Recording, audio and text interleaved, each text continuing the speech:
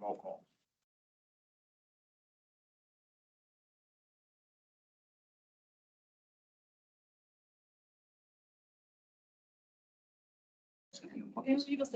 All right, Ally Applin is excused. Paul Byer, Here.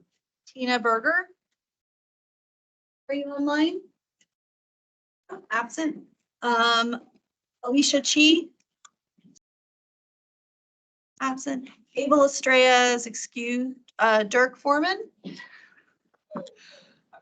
Online. On the Teams meeting. Thank you. Anthony Garcia. Present. Susie Garrettson. Here. Robert Hamilton. Present. David Hayward. Yep. Michelle James. Here. Julie Lead. Here. Rick Miller. Here. Tom Pearson's excused. Walter Phelps. Walter on. Okay. Kimberly Robinson. John Van Landingham. Here. Diane Bosick. Here. Al White is excused and Christy Zeller is excused. Ready. Unless anyone else really wants to do it, I will read the and acknowledgement. The city of Flagstaff humbly acknowledges the ancestral homelands of this area's indigenous nations and original stewards. These lands still inhabited by native descendants border mountains sacred to the indigenous peoples. Honor them, their legacies, their traditions, and their continued contributions. Celebrate their past, present, and future generations who will forever know this place. And McNulty, the floor is yours.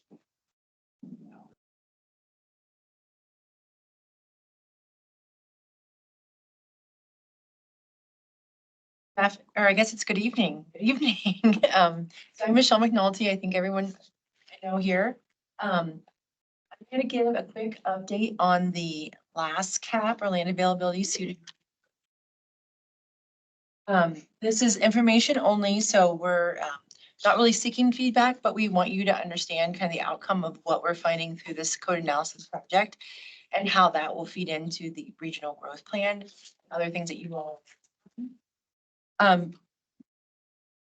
skip through. This is a lot of information. So if anyone wants to meet like afterwards and go into more depth, I'm happy to do a side meeting to really kind of go over this in more detail. But for the sake of this evening and so that you're not here until 10 p.m., I'm going to give you an abbreviated version. Not sure. Oh, I didn't know that. I thought I think so. Well, she's not up there. Tiffany, can you see my screen? Yes, I can. So this group can't see it. Nope. It's a problem with the other screen. Just switch them.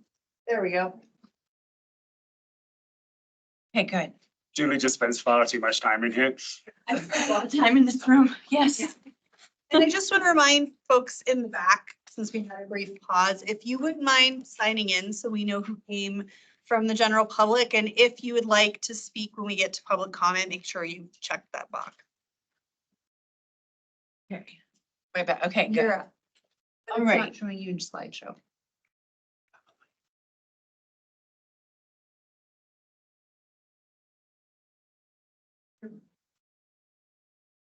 Okay.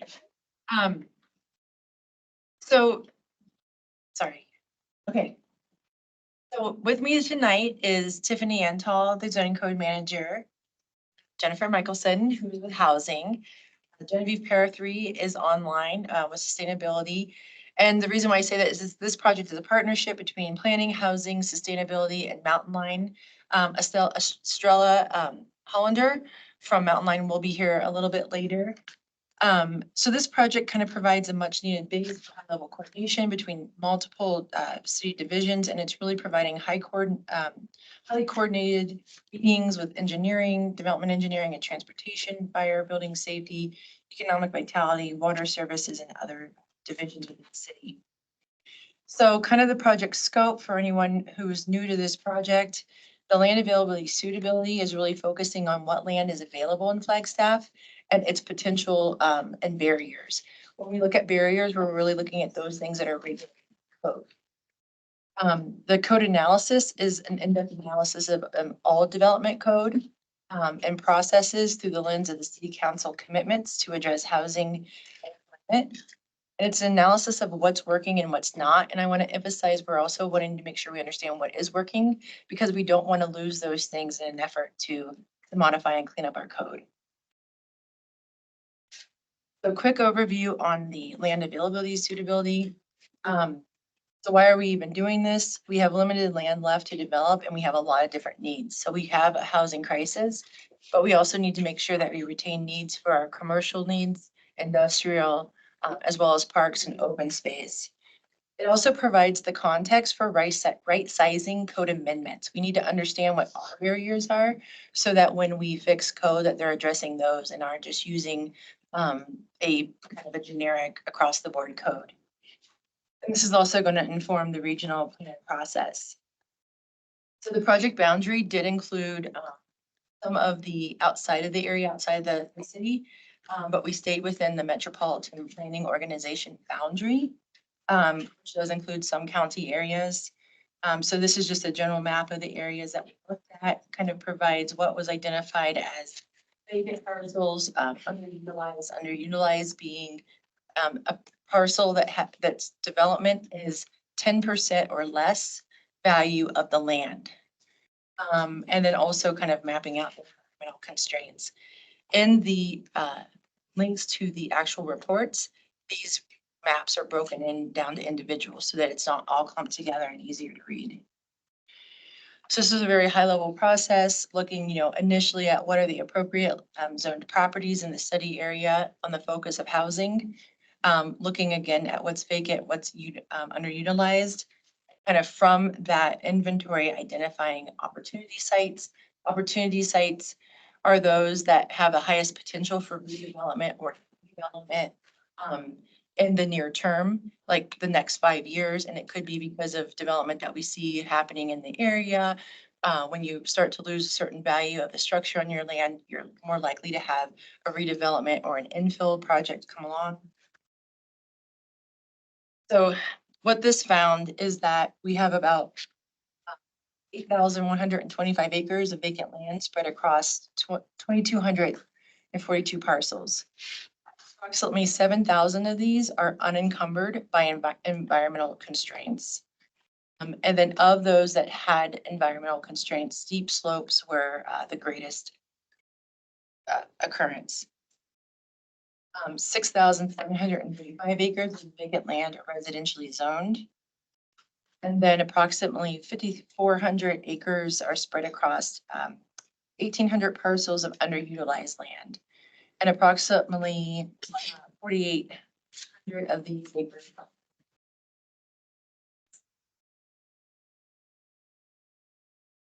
So this is a drill down of the opportunity sites. The map to the right is kind of generally the whole project area.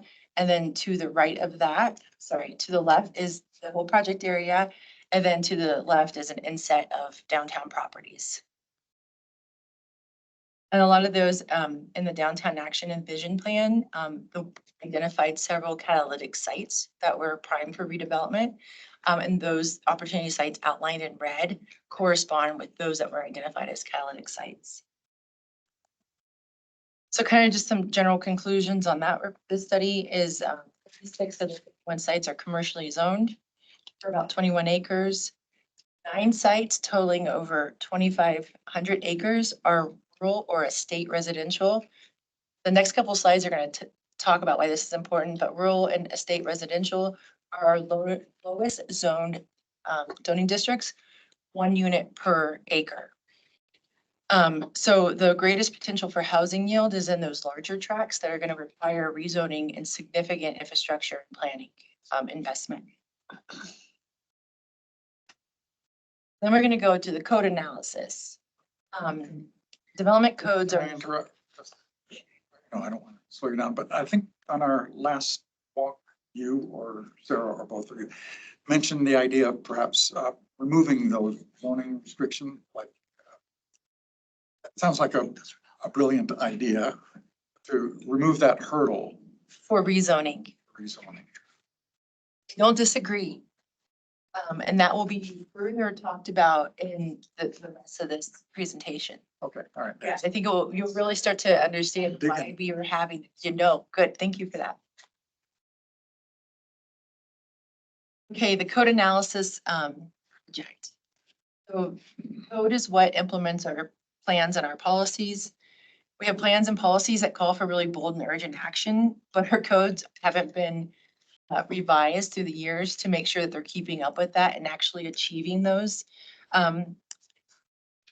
goals. And we have different codes that have been written over different periods of time. And sometimes we're working with a code that was written last month. And then the same project could be dealing with a code from 1980. So again, different priorities at different times where these codes were created, and they're not always in alignment and trying to move in the same direction. So the code analysis project, let me say this really quickly. The land availability suitability study, that is just like a one and done. It's a snapshot in time of the land that's available. And so that study is completed right now after we've gotten all the different comment from the different commissions. The code analysis project is being done in 3 different phases. The diagnostic, so what are the barriers in code? Concepts, which is where we start to say, here's some ways that we could address these barriers and start to get feedback on interest in exploring these ideas. Also find out, are there other ways to handle or address these through code that we haven't considered? And then the 3rd phase would actually be kind of refining those concepts and doing testing so we can understand the cost implications of making those code changes. We want to know that we want to understand if we make code changes, what does that actually do? How does that impact our ability to get more density and the types of housing variety that we're looking for? So kind of this project involves distilling down kind of the major projects or plans that touch development, which always starts with the Flagstaff Regional Plan. Right now, it should be the 2030, but it's also the 2040 or the 2045.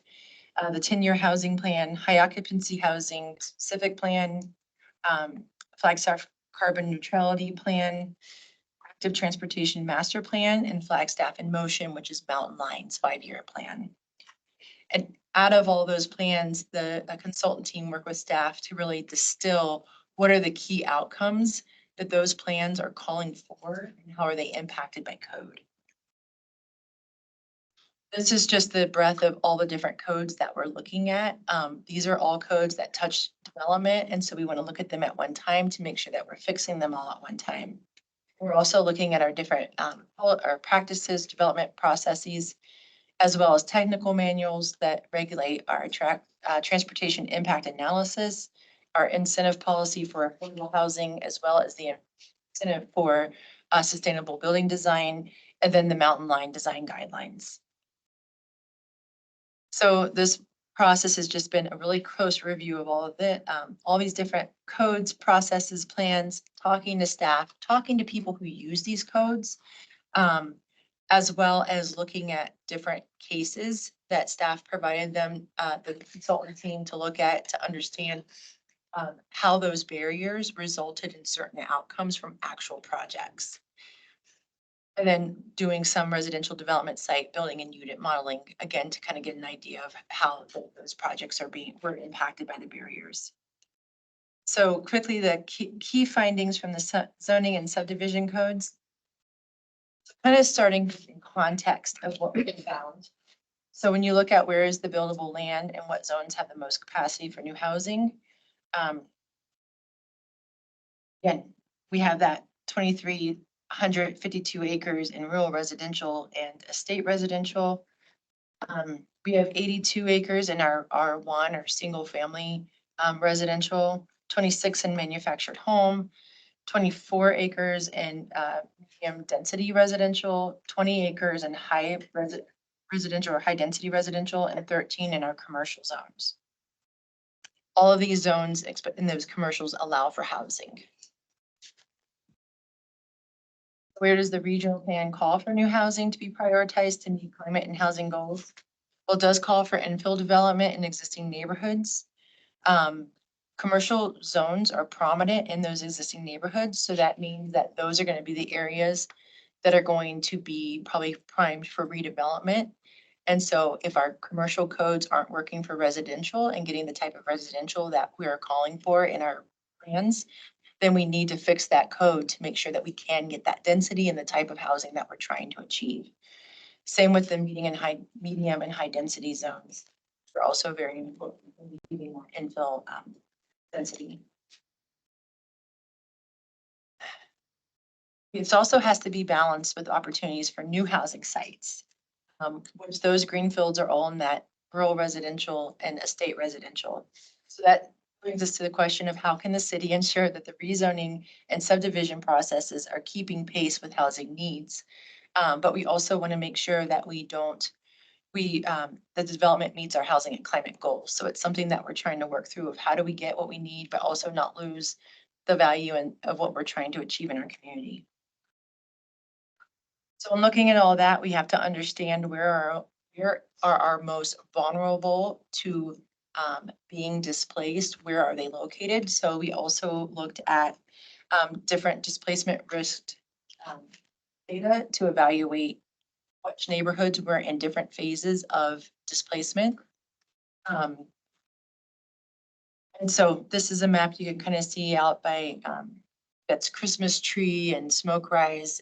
They're in a really late stage, and that might be because you're seeing more new development and redevelopment. So when you look at the criteria, there might be a reason why we're seeing that. It's not actually people who are displaced, but we're still creating a higher cost for development in that area where it might have been more affordable. Sunnyside, downtown, La Plaza Vieja. Okay. I was just turning around. Oh, good. So one of the things that has been proven to help prevent displacement is housing production. New housing supply is as needed as much as redevelopment, and that means that we really need both to offset. If we only make it possible for people, make it easier or possible for people to infill development, that means those neighborhoods that are already at risk of displacement, that's going to be accelerated, because that's where people will start to they'll start to buy up those cheaper properties and start developing those. So we need to make sure that we're also making it more desirable to rezone and develop in those greenfields areas. This is kind of just a more on that. If lower density zones keep pace with the demand, then they'll shift. If they don't keep up with that demand of new housing, then the shift is to the higher density zones. Overall, just some of the citywide issues is again, reviewing our procedures, the zoning map amendment and subdivision processes. We know these are deterring development and slowing down the pace of housing production.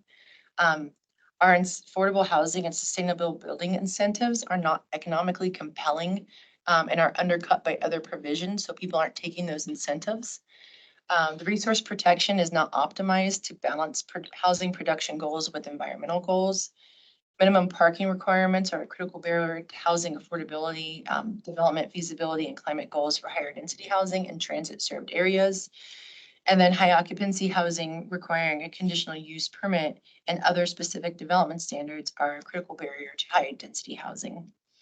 So some zones that we know from the study that we really need to look at and the specific issues that R1, R1N, low density and restrictions on housing types are inconsistent with housing and climate goals.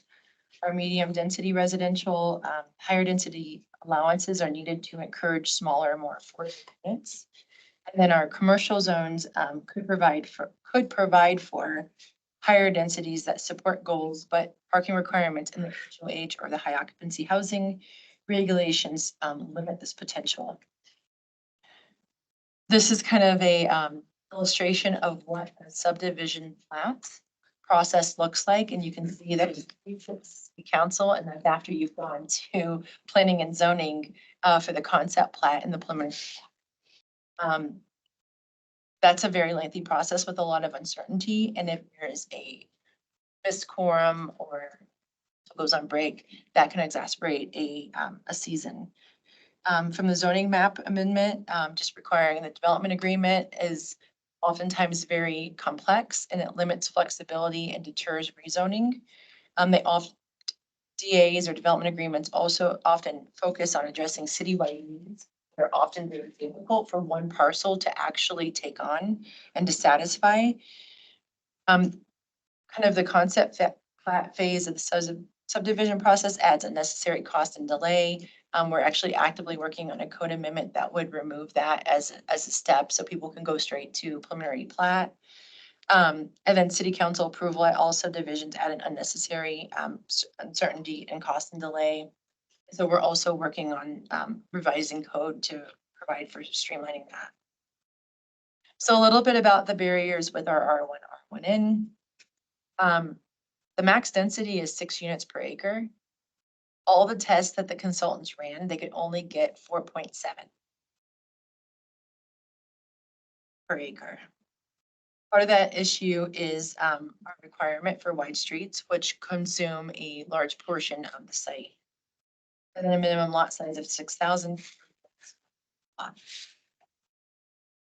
It's kind of infeasible to deliver housing affordable to moderate income families at that low of a density level.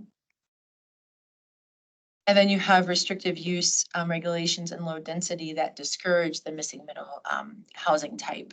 So you can kind of see it, the code is encouraging a less efficient use of the same parcel. And they're also inconsistent with the city's climate goals. So not only can we not achieve that max density of 6, but if we're actually trying to build transit supportive density and transit supportive development, we need to be getting at least 8 to 5 units per acre. Sorry, 8 to 15. Always wondered that. Where does that 8 to 15 come from? Am I asking the wrong person? You're asking the wrong person. It's always been. I feel like it's Always gotta be wondered, two. Yeah. Yeah, why does it work? I think it's In San economy. Francisco, why did it work? But up in Cheshire, like maybe it doesn't. Yeah, I think it has to do with economies of scale. But I don't. Well, know it if has to do with the number of people within a walkable distance of a transit stop. Like when you increase the number of people there and, you know, people start mode shifting faster. And so, and that makes the operation of the transit line more financial, which then increases the frequency of it. So it's how the transit operations, you know, assumes kind of a capture of a certain number of people based on their walking distance.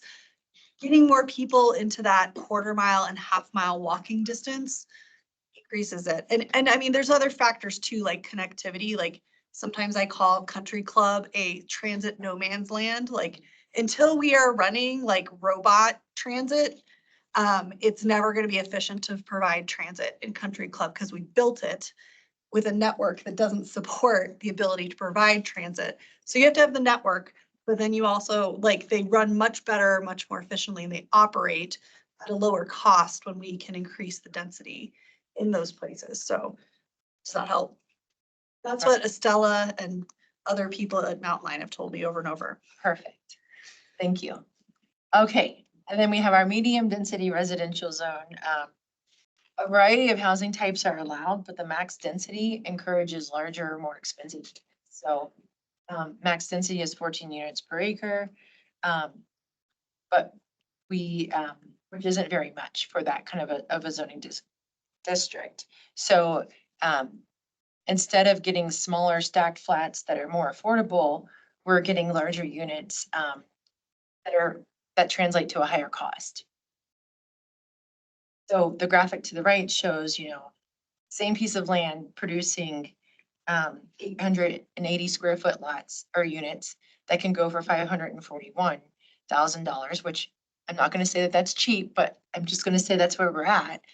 But that's better than what we are kind of promoting or encouraging through code, which translates to double the size because you're encouraged to do that because you can only build so many, going for, you know, almost $250,000.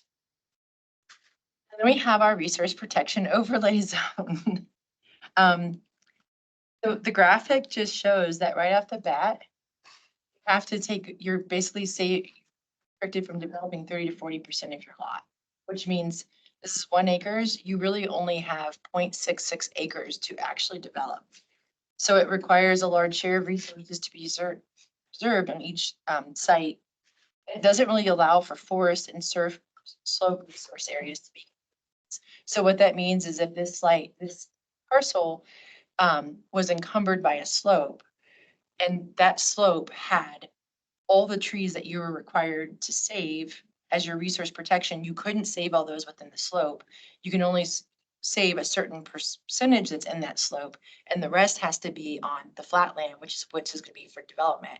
So not only are you encumbered by what you can develop on by that slope, but also the additional tree resources. And then if there's a floodplain, you're also gonna, that's gonna be another thing that you're gonna have to calculate. We're finding more and more that this may increase fire risk due to the proximity of residential structures to forest resources.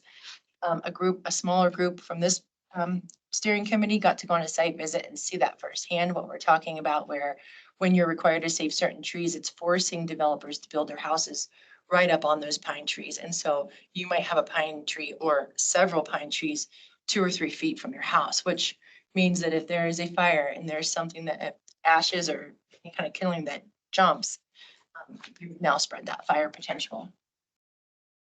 And then it limits the density below the base zone in addition to requiring these preservation areas. So again, you're allowed to have a max density of 14 units per acre. The most you can get when you have the max when you have a resource protection overlay is 9 per acre. So you're further limited on what you can even bring to market. Then we have our commercial zones. The code makes it challenging to build high density housing in commercial zones. We have low maximum density, 29 units per acre is a critical barrier to lower cost housing and encourages an inefficient land use. We also require CUP for residential projects, which isn't always the most effective approach for balancing the desire for commercial uses. So a large amount of that ground floor commercial space required unless you're requiring that conditional use. So that means if you want to just do don't want to do the conditional use, you have to provide such a large quantity of commercial that you're taking away from that residential. And the parking requirements. So this is a critical barrier to housing and climate goals for higher density to start getting housing in transit served areas. So we're really kind of, to do a higher density project, you're going to have to do a multi-level parking structure. These are costly and they're infeasible on a smaller site. Lower cost parking solutions are infeasible at higher densities. So you really kind of end up not having a good option, but to lower your density in general. Higher greenhouse gas emissions are embodied in carbon in the concrete parking structures. So in and of itself, it's not a building style. And then research has found that high parking requirements may directly encourage higher vehicle ownership. This kind of demonstrates that we have these higher density commercial buildings. Now you're starting to look at a smaller unit, but still at that much higher rental rate. High occupancy housing regulations. So this is required for high density housing and commercial zones. CUP required process raises uncertainty, denial, and deterring investment. It dilutes the effectiveness of the affordable housing and sustainable incentives. It nullifies the benefits of the transect zones. You're not seeing a lot of people elect into those. And some standards add unnecessary costs, complexity, and equity concerns for multifamily housing. The affordable housing incentives, costs of providing affordable units outweigh the benefits. They modeled financial returns were lower for projects that use the incentives despite higher densities. So that graphic to the right is showing kind of where that threshold is and shows that it's not very, you don't get that much bang for your buck, unfortunately. And there are alternative pathways to achieving similar benefits, further diluting the relative value of the incentives. We'll take a pause and if anyone has any questions. So Michelle can catch a breath. Yeah, so That's thank a you. lot of information. It's just, yeah, I was kind of, this very slide, I thought. So, what are these alternative pathways? We have different, Jennifer, can you speak to that? Different ways that people could kind of achieve some of the density bonuses? I think they were speaking to the sustainability incentives that are in, or were in the code. So this is on the affordable housing. I don't know if, I think they're saying like you could Oh, I see. out of the very costly affordable housing units. And choose instead to do some green building or sustainable features for your development and also get a density bonus from doing that instead. So the affordable housing density bonus is over here, and then there's an easier, less costly density bonus option over here with the sustainability incentives. so effectively, we have the two incentives almost kind of competing for one another. Yeah, and so, it's just been undercutting. You can't do both. When you think about, think back to those last two slides where we talked about the inability to even get the maximum density with the different barriers that are in code.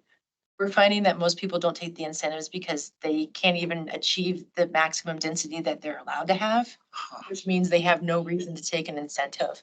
So oftentimes when we see the incentives being taken, it's with the rezone. Because they kind of know that council, why we're preempted from the state to require affordable housing, and we're preempted to requiring during the rezone process, there's an ability for them to offer these things up. And most people know these are priorities of our council. So that's when we see the ability to negotiate those incentives, which kind of also plays into the whole conversation about being a complex process with uncertainty and making the rezone process unattractive.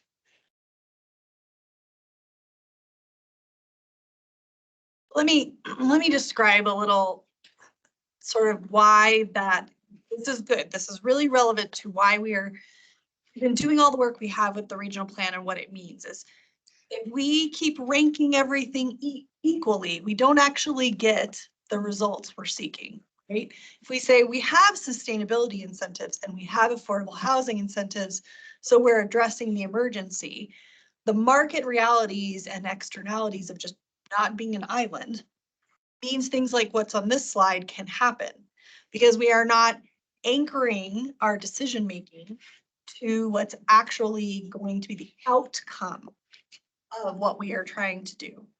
So this is why us having prioritization in the plan will be very important. And using the scenarios and what we learned from them to help set those priorities. So for instance, we know affordable housing is a climate change strategy. The regional plan data shows that the scenario planning data shows that the out commuting or the in commuting that will be caused by not achieving our affordable housing goals and getting these higher densities will completely erase the benefits of having net zero buildings and multimodal transportation, because it will be serving fewer people. And those people will be in commuting 50, 60 miles with a vehicle that can make that distance, which may or may not be electric. And it'll start washing out. We will be carbon neutral on paper. It won't be carbon neutral in reality. And so analysis like this helps us see why that checking the box is not the same as having the outcomes we're calling for in these emergencies. So checking the box that we've preserved natural resources because we have a resource protection overlay does not mean we're achieving our goals in the priority order we want. And it does not mean we're actually preserving the resources that we want. That's the hard, that's why you have a committee. And this is the hard stuff that we can't just do at a 1 hour open house. We're not gonna do that. But it's the big we, the city is. The big we. But I wanted to Should be a bring that package, not- thought together. you can't do one lever, you gotta pull 3 or 4 levers at the same. They have to be complementary levels. They can't be competing levers that erase the other. So I'm gonna keep going, but I do want to just remind everybody that I did give an offer that if anyone wants to meet and go into the deep dive, she'll actually breeze between slides version. We're happy to do that. Okay, sustainable building incentives. Some sustainability features could be required and others lack compelling incentives. So features such as water resource protection and electric vehicle charging may be more appropriate to require for most developments.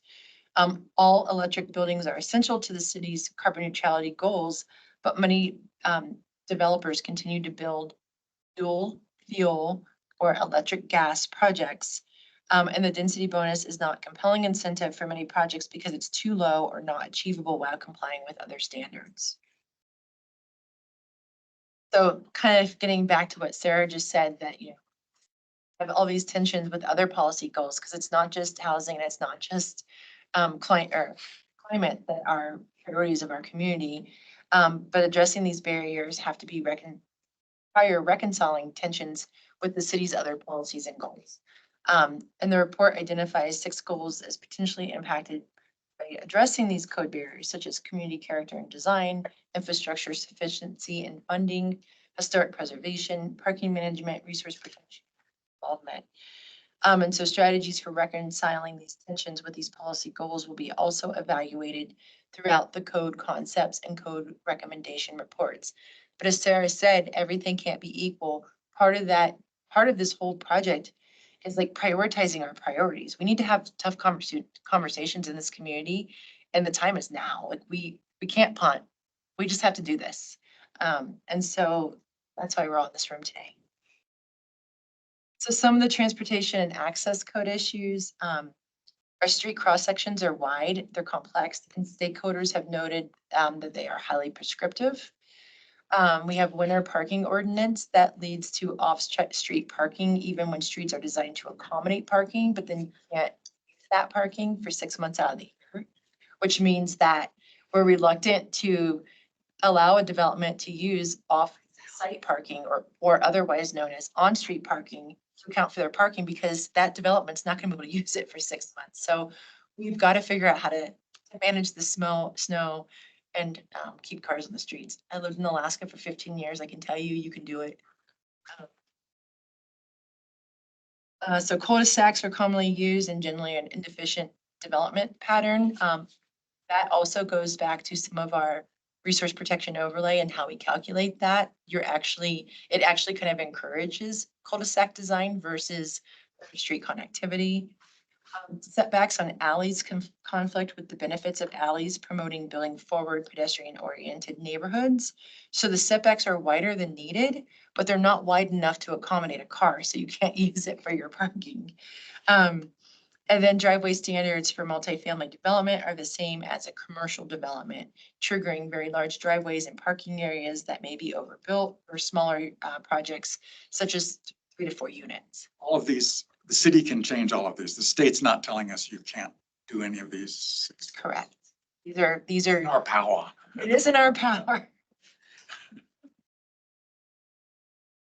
Other issues are the TIA or Transportation Impact Analysis requirements. Because it is a often complicated, costly, and probably kind of a long lead time process.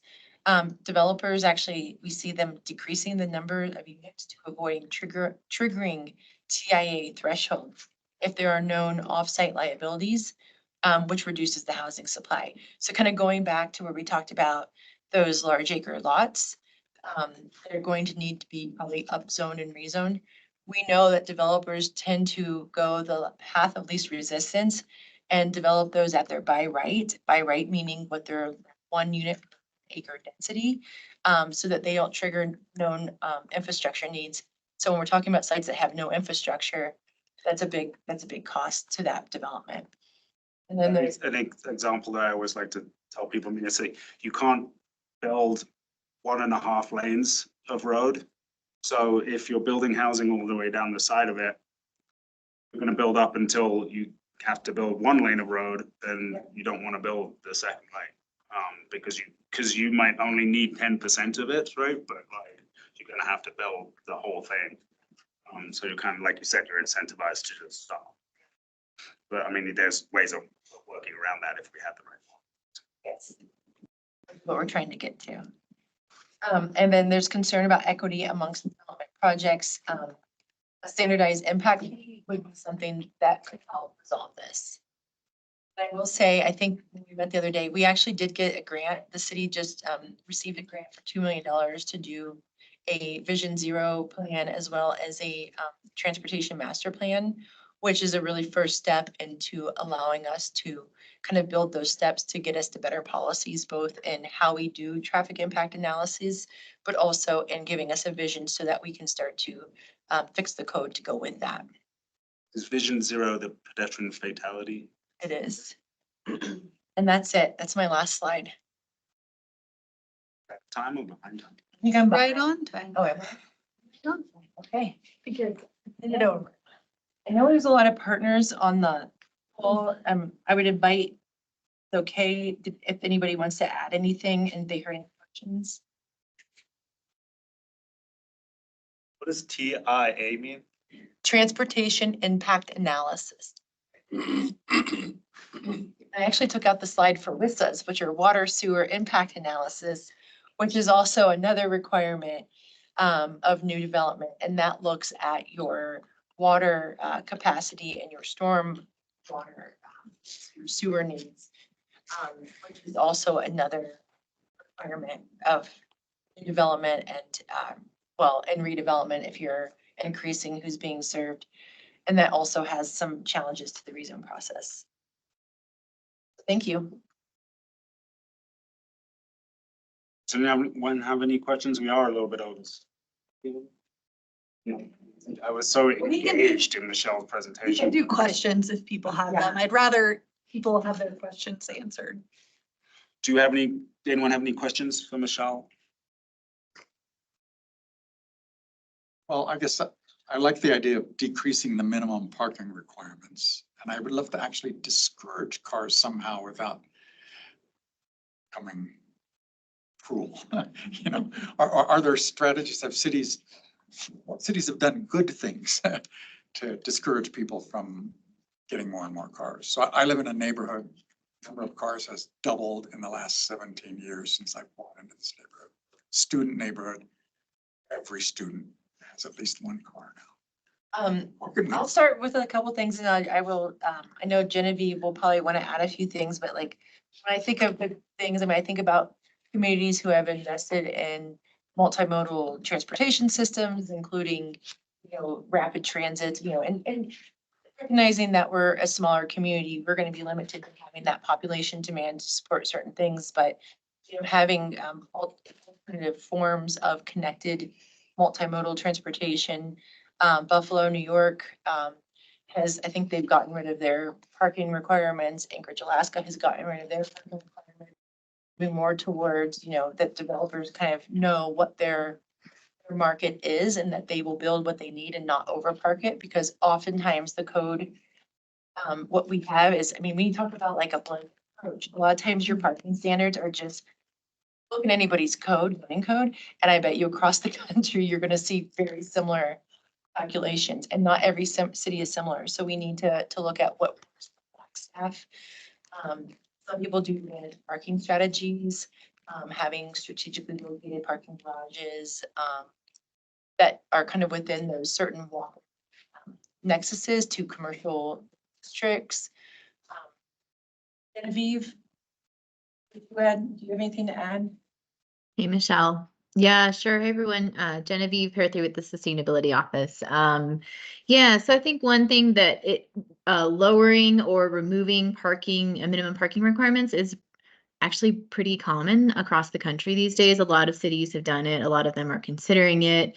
I do think one big takeaway from all that is that there isn't a one size fits all approach. So some have started just in commercial areas or just on, transit corridors or things like that. So I think that's just important to consider that we, what works for another city might not work for Flagstaff, but we could figure out what works for Flagstaff. And then part of that too is looking at parking a little more holistically. So doing that transportation demand management. So not only reducing or taking away parking minimums and potentially allowing developers to provide what they think the market asks for, but also providing other options for people to get around. So that's where that goes back to that conversation about density. How can we support transit?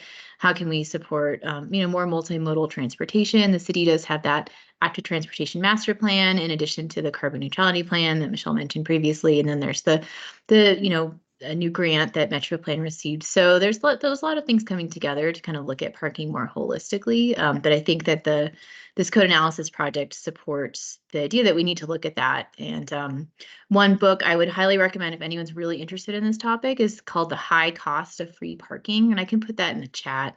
But it's was kind of started a lot of the conversations about parking in the United States. So that's a good one to think about. And then one other, so I think that's, and one thing too is just, parking's expensive. There's I think a parking space. I forgot what the numbers are, but they cost money and they add to development. And if they have to be in a parking garage, they add a lot of money to development. So that's kind of where that affordable housing and climate come together. Again, if there's less parking, there's more room for units, could potentially lower the cost per unit.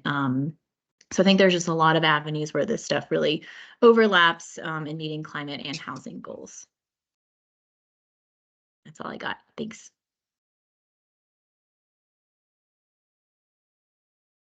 Someone wants to take Bell up on her offer of a detailed dinner theater. We'll be singing. Yeah, oh, that'll keep people away. Yep, just kind of, we'll do it like we did with the resource protection overlay. Email Sarah and Elsa and they will get that to me. Move on to the next one. Time, Elsa?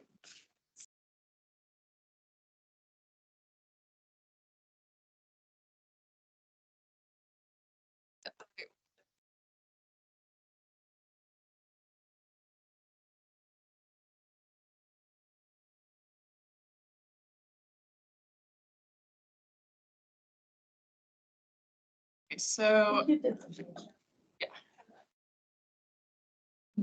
great. So this is switching gears a little bit. We've been talking about what's been kind of going on with the city, and this is about the public's opinions on the growth concept.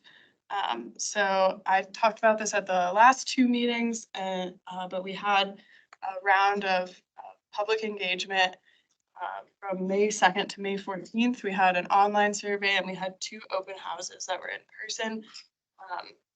We worked with Cascadia Partners to develop the survey and was sort of building on their work with the scenario choosing and the preferred scenario. If you remember that graphic where it goes from the preferred scenario to the growth concept to eventually the future growth illustration.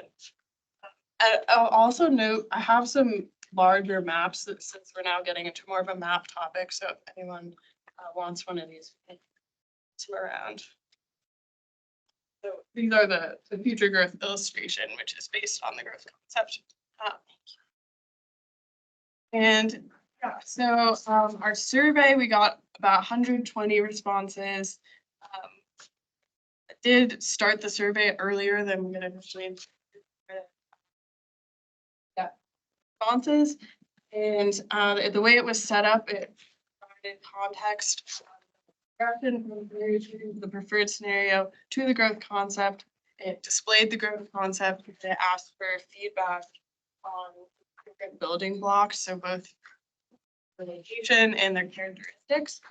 And in terms of those building blocks, we specifically were asking about urban and suburban activity centers, urban and suburban neighborhoods.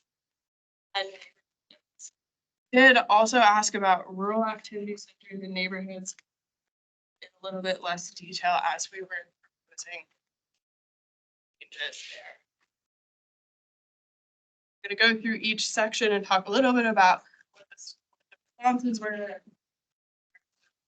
visual showed images and tallied votes on those, and then also got that were more edited.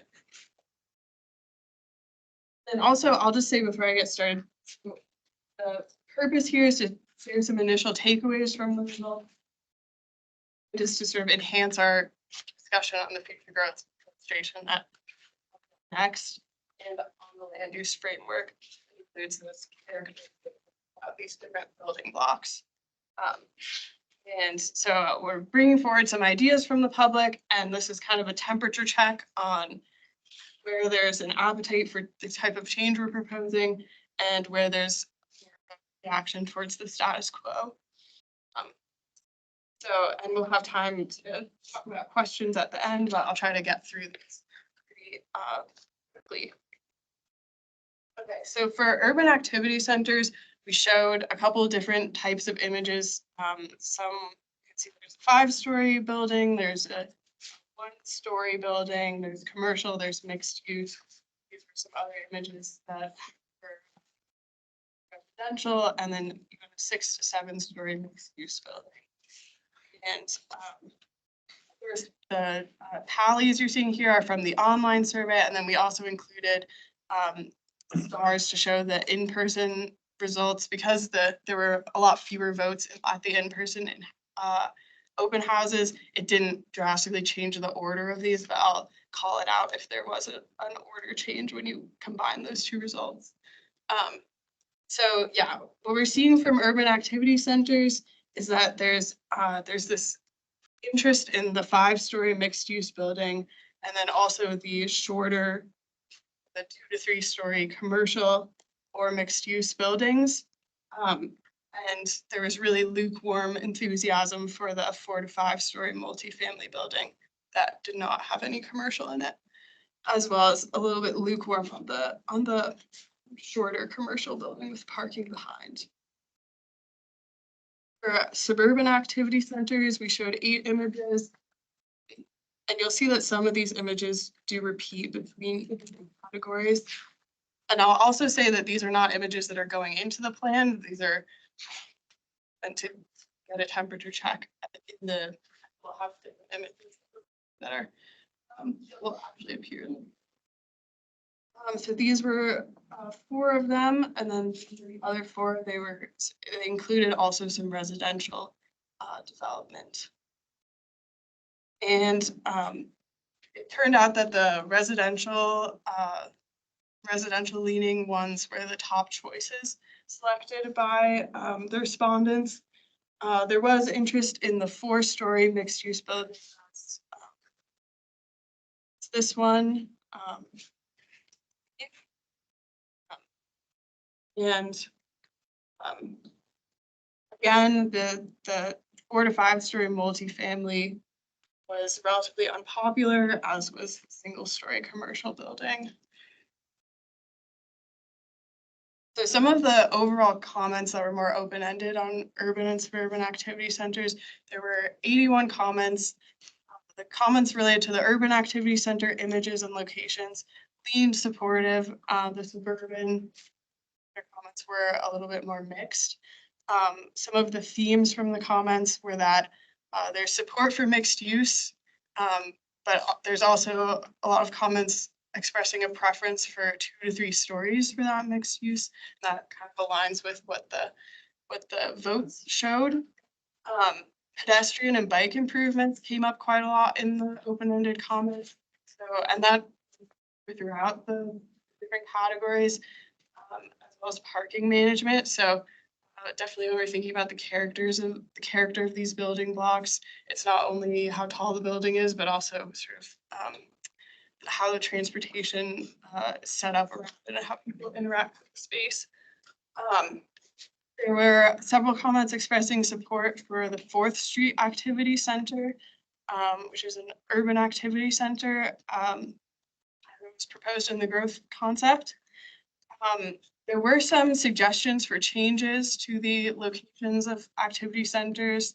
A few comments suggested adding urban activity centers, and the locations included Butler. Butler currently has 2 suburban activity centers. And then Route 66, which currently has a suburban activity center at Schweitzer Canyon. And then another ones that were also suggested were the intersection of I-17 and Lake Mary Road area and I-40 and Country Club. There's also a suggestion to add a suburban activity center in Southwest Flagstaff.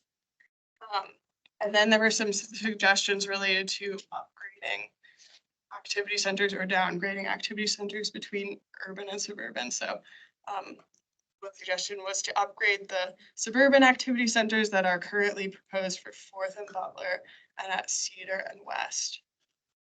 And then a downgrade was proposed from urban to suburban at Sawmill Road and on 4th Street.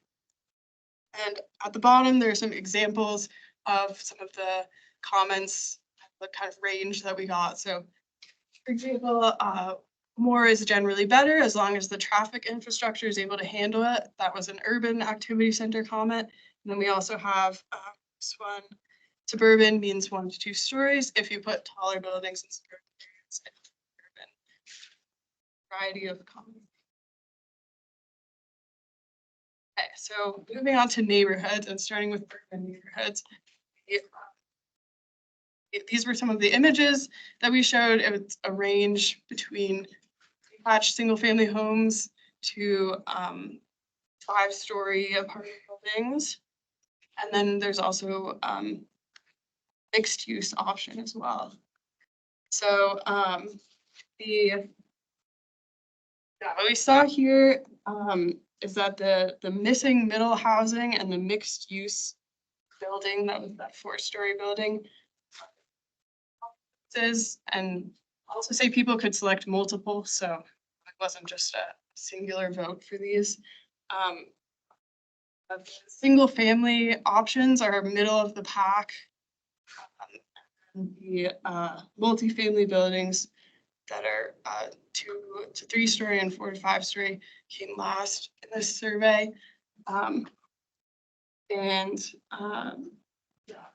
There's the fact that this multifamily mixed-use building was high up does indicate some desire for commercial and residential in urban neighborhoods.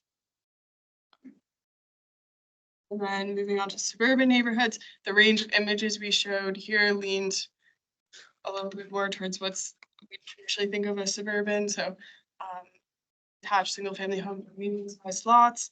We also had an example of large single-family homes on large lots, and that some of the images are repeated from other category.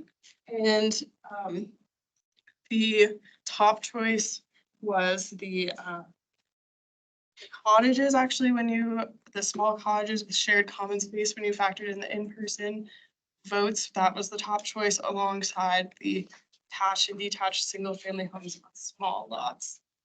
And then what was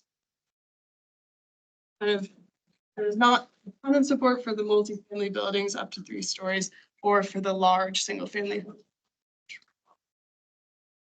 Something that's kind of interesting to point out here is that though the 2 to 3-story multifamily buildings are not very popular for what people want to see in a suburban neighborhood, they are actually fairly common in existing suburban neighborhoods. For example, in the Lake Mary Road area. Good question.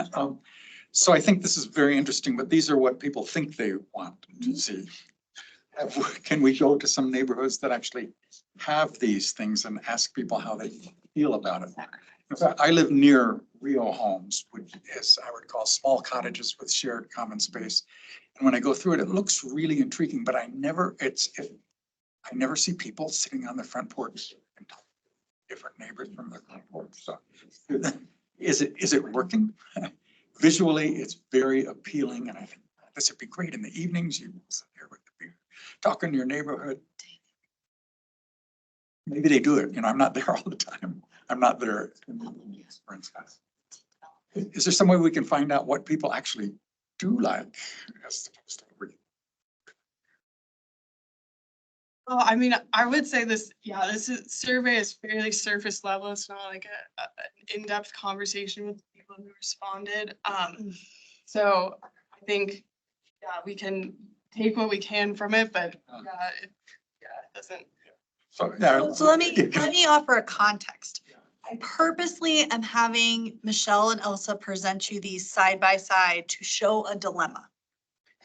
And the dilemma is that the last cap shows us that to achieve these affordability goals and these carbon neutrality goals, we have to be building things differently. And this, some of the results from the growth concept survey show there's support for that in some places, right?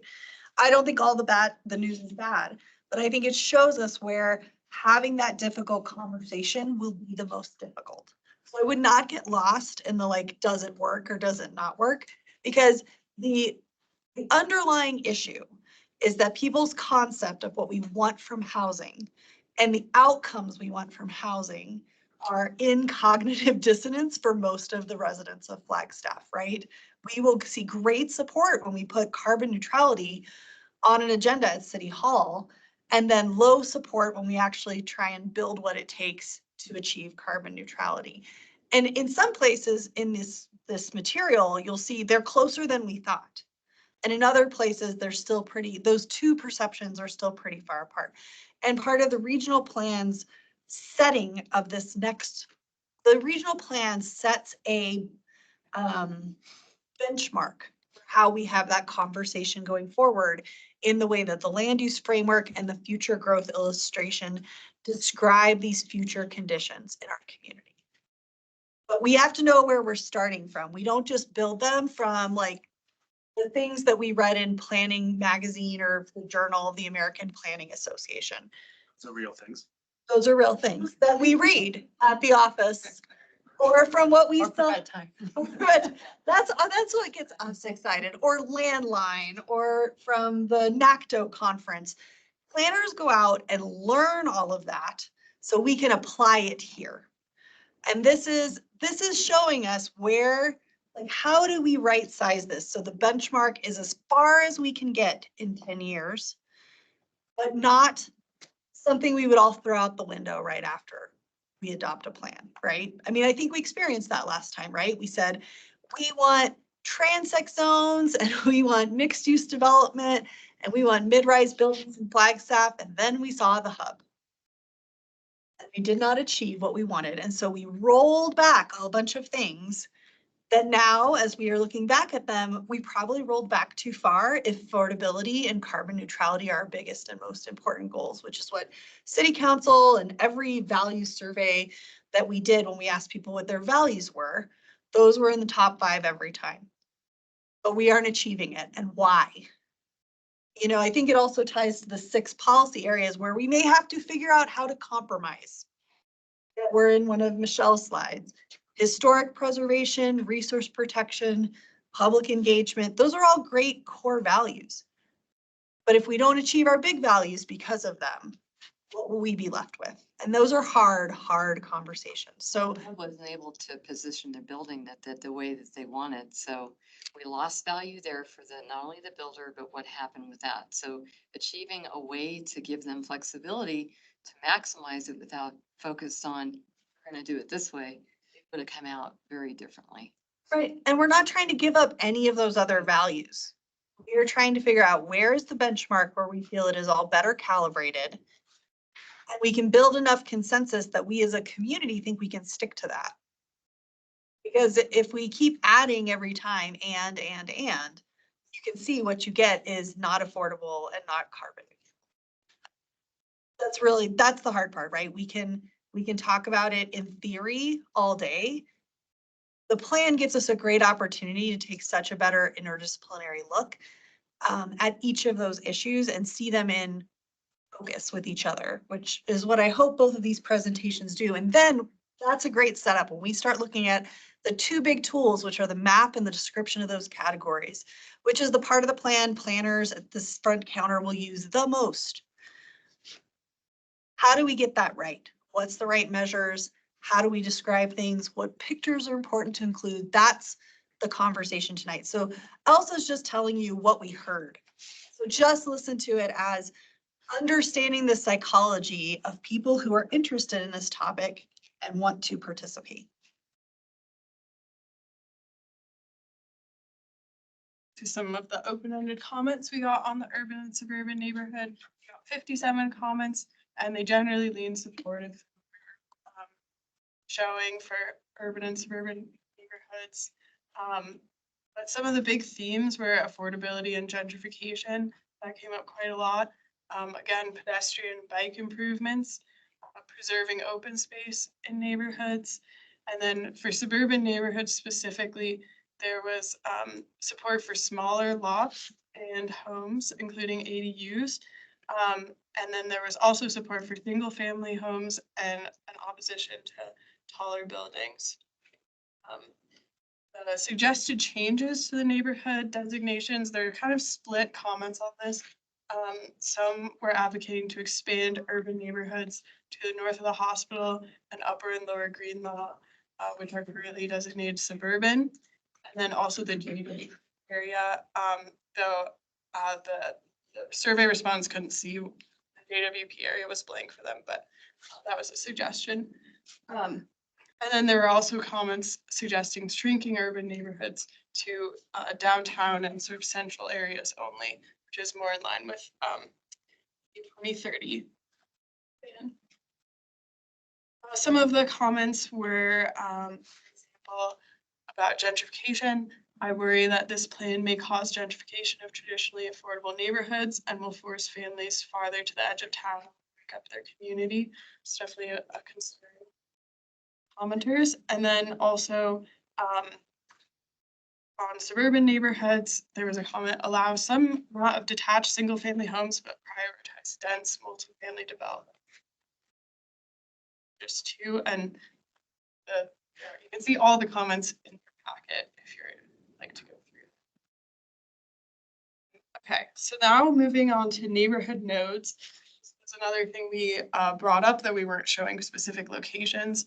We're taking the temperature on this idea, and we showed some different photos and images showing a range from home-based businesses to food trucks to small mixed-use buildings. And also temporary uses and accessory commercial units, so small commercial built on residential lots.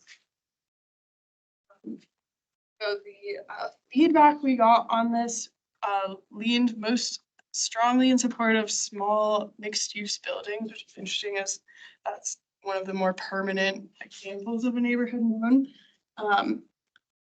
But one thing to also note here is that even the least popular food truck installation option got 40 votes in favor, which is a lot more than the other low performing options. So generally, it seems that people were voting evenly on these and more supportive across the board.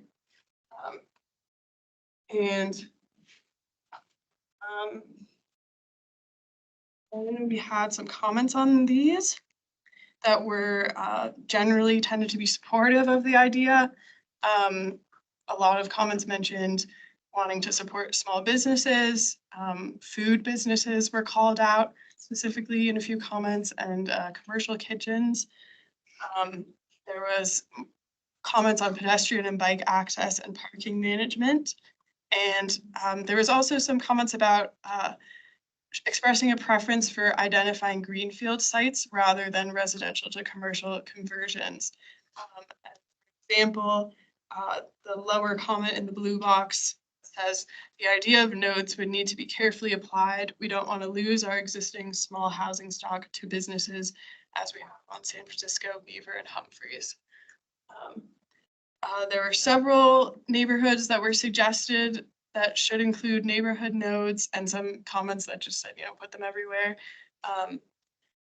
For example, Sunnyside, Lower Greenlaw, Swiss Manor, Fox Glen, Country Club, Pine Knoll, Lake Mary Road, University Heights, Ponderosa Trails, Railroad Springs, and Timber Sky, as well as some county areas that commenters recommended, including Snowball Road, Kachina, Mountain Air, and Belmont. And then this other comment the neighborhood nodes that I pulled out says, I think having more integrated businesses inside of neighborhoods would be great. I would love to see this integrated destination with a public service such as Bushmaster Park, Arroyo Park, or the East Side Library. So then, as I mentioned before, we asked questions about the rural activity centers and neighborhoods, though we didn't survey with the images. That we are not proposing any changes based on the last was previously considered rural activity center we're carrying forward. So the comments generally leaned in support of the status quo. That's what we're proposing.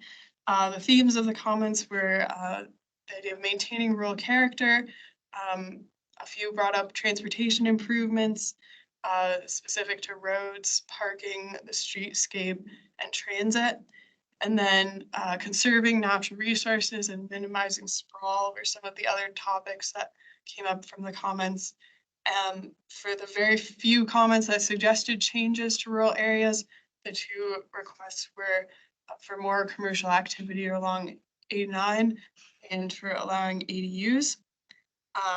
Some of the examples of the comments that people left include rural activity centers, leave East Flagstaff alone. That's why we moved out here. And development intended to conserve natural resources and wildlife. A request from the rural neighborhoods. Okay, so I just have one more slide about a couple takeaways. Both the voting and the comments, there was support for kind of mid-sized mixed use, but a little bit less support for residential only development, especially like 4+ stories seem to be kind of a tipping point where support dropped off. Within suburban neighborhoods, there was support for a denser variety of single family homes and missing middle housing. Overall in suburban neighborhoods, that, you know, that was the comment where people voted towards the least density, which makes sense. And the neighborhood node concept had support in areas throughout Flagstaff, as well as in the region in general. And then transportation topics were highly important to the commenters, including pedestrian and bike infrastructure, parking, and transit that came up across the board for these building blocks. Yeah, so that's the last slide I have. Happy to go back through if there's any questions.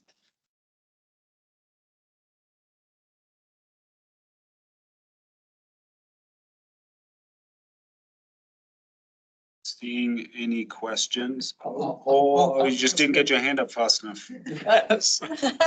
So this is fascinating and is somewhat asking what I asked before, but a little bit different.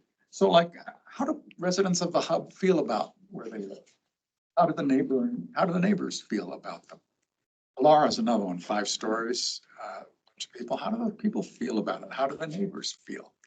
So I'm a neighbor of Alara. It doesn't bother me a bit, so, and I think this might be trying to sell this to let people know. How do the people feel and how do the neighbors feel? Yeah, when we were doing the high occupancy housing plan, we spent a lot of time trying to interview and talk to people who lived in high occupancy housing, not just people who were looking at it from the outside and having a reaction to it. And generally they thought of their building as their neighborhood. They did, like they saw it as a neighborhood. Now, occasionally the first round of people who moved into them, because they were constructed sometimes very quickly or having trouble getting their C of Os, which happened because they're big, large, complicated building inspections to do in those buildings, they would say, well, stuff doesn't work. And like, it seems like I've got problems, but as time goes on and those things were improved, people really like these neighborhoods. There's some generational differences, obviously, and many of them were built for student housing, but what the data on housing preference shows is that millennials and Gen Z, who are all in the workforce now, I know we think maybe those are kids, but they're not kids anymore. They're people in their 20s and 30s, want missing middle housing, don't mind living in a condo. I will be frank, I would love to live in a condo. I hate maintaining a yard and my husband wants to live on like 10 acres and so we live on half an acre. Good luck. Love is compromise, right? But there are many, many people too, as they are aging and losing their ability to maintain their landscaping and their outdoor space who want to move these. I mean, the market data shows that generationally zero lot line houses, condominiums are in demand. They are in less supply. And they are easier to put into supply if you can achieve density. So I mean, I I do not think these are undesirable buildings based on what we have done over the last 5 years and talking and working with people. I heard Sarah Dar talk about this, who's our housing director, when the Alara was coming up and they were providing um, uh, rent stabilized units that were just little studios and one bedrooms. And someone asked, do people really want to live here? And she was, yes. So many people on our waiting list for housing. People want secure housing and they will take what we have right now. So preference questions are moving up Maslow's hierarchy of needs. We are so far down the need list, like we have to deal with the basic needs. And then we can talk, then once people are safe and housed, they can move to other housing as they get that stability. So I mean, on the need level, it's there. People do like it, but that's maybe the secondary concern given where we are with the affordable housing emergency. Would you add anything to that, Jennifer? Yeah, it's like this concept of housing choice. We talk a lot about, we need more housing variety, like different forms and different, which leads to like natural affordability. If you have like little smaller units are more affordable than big units. And I think people just go where they can, like between waiting lists and, low vacancy rates at complexes or houses being taken off the market because of STRs. And me personally, I never felt like I had that much of a choice of where I lived in Flagstaff. It's just these, people's circumstances are just like, oh, someone, or it's just where someone had an opening and that's where you end up. And I think that's I think we, in the social and economic systems chapter, which you guys reviewed when I was not here, I think we aren't using the term housing choice in that chapter anymore, but it was very heavily used in our current plan in acknowledgement of what you just said, which is there's not much choice actually. People are going to live where they can afford to live until we address affordability. Which one's the hub? It's now called the Jack. Oh, I live right across the street from that. Let's take a little short break. Please, if we're good, unless there are other questions before we change topics. But we're gonna change topics and do the review of the initial land use framework. I have a quick question. There's a question from on high. Anthony's the person with the question. Yeah, I was just curious. So Sarah, pretty much what I hear you saying is that we need more multifamily units like the hub and the standard, but you also hear in the community the argument against those kind of properties. But in order to achieve sustainability and equitability and frankly, just lower price housing, that's the only way out of this. Because in some ways, I agree with you completely. I just wanted to know your perspective just a little bit. I don't think it's the only way out of it. I'd let Michelle jump in with a few thoughts on that too. No, I was gonna say the exact same thing. I don't think it's the only thing, but I think it's one of a lot of different housing types. I mean, I think to what Jennifer said earlier, it's about housing availability, and you don't have a lot, but we need those types of options. Some people do want to live in a place like that. I gotta be really frank. I don't know that the people who come out against those projects are the people who are in a position where they need that type of product in order to afford to live here. So I think that gotta take that in mind. It's the people who don't want that next to them. And not to say that that's wrong, it's just, that's part of the community conversation. So what you're saying is it's the change in perception that could be beneficial on the public's behalf if they're trying to understand what we're actually putting in this plan. I think that's a fair statement. Thank you. Okay, thank you.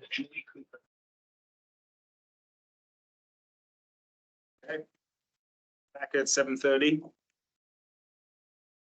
We're talking about the growth illustration. This one is one city.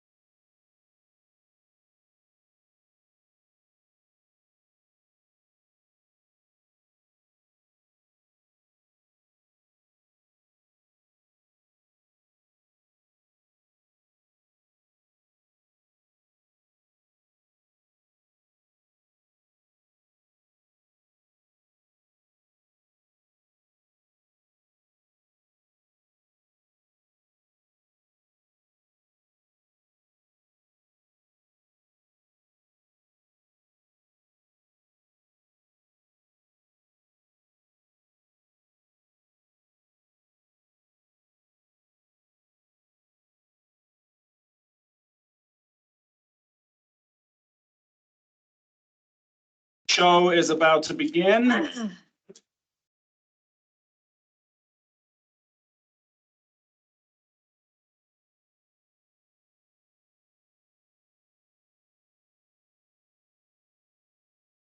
Sarah, would you like to take it off? We're great. So for this part of the show, Elsa is gonna run the screen. And I'm gonna take some notes so that I'm capturing changes and needs associated with what we're talking about.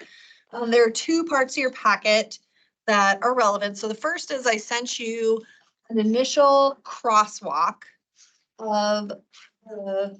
Computer went. It'll wake it up. So the first was something I would call the initial land use framework for crosswalk. And that took some of what we heard and are trying to understand from the last cap and some of what we heard and are trying to understand from the growth concepts survey and kind of put them side by side enough. But please know, those are very, very, very, very sketch at this point. We have not arrived on what are the metrics that should be in that table. We have not necessarily picked images that go with those categories or talked about how to deal with the dilemma of the need to create something that the market can actually produce in terms of getting housing affordability dealt with and hearing from folks who want lower profile buildings. That's still part of the conversation. So that's why this is called the initial land use framework. It is not the final one. And then the piece that goes with that is the mapping of a new future growth illustration. As we talked about all throughout the last few months, we're trying to go from that generalized map that's bubbles and soft areas to actually defining by parcel what we mean. So we took a big first guess at that, and it's not totally done. We sort of highlighted some areas, I think, in the material and in the growth illustration. So for instance, Greenlaw and the area of Hospital Hill, lots of people look at those neighborhoods and say that has an urban grid, could be an urban neighborhood. And then they look at Cheshire and the places on the west side of 180 and say, how would we ever connect those neighborhoods and make them more urban? Maybe they're really suburban neighborhoods. So where do these categories apply is kind of the early piece. We're already getting some feedback on that from this very quick engagement that we did on it with the growth concepts. But we're not too far away from the categories we've had. We've integrated the corridor concept in with activity centers and neighborhoods. So we don't have like places that are on a corridor and a neighborhood or on a corridor and an activity center. We've eliminated duplicative categories. So if somebody had, some parcel had existing suburban and future employment, and that was also kind of we picked one, made a good guess at what we think we could pick in those locations. And then we also, looked at the greenfield development with the exception that we're still working on getting feedback on the John Wesley Powell area from the ongoing meetings we're having with those property owners. Michelle was at one today. That might still take us a little time. We're hopeful. We've asked them if we can get something pulled together by the time you're looking at the full growth and land use chapter, and they're aware of that timeline. But they're also like going back to their investors and their boards and their consultants and taking these conversations very seriously, given that they have pretty near-term development plans.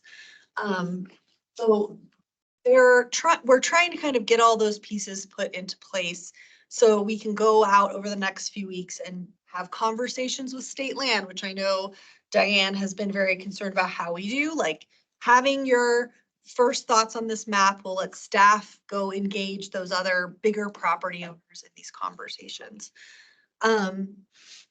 There was a comment today that I did not get emailed to you from Tyler Denham that talking about whether we should use FAR or density or what metrics we should use.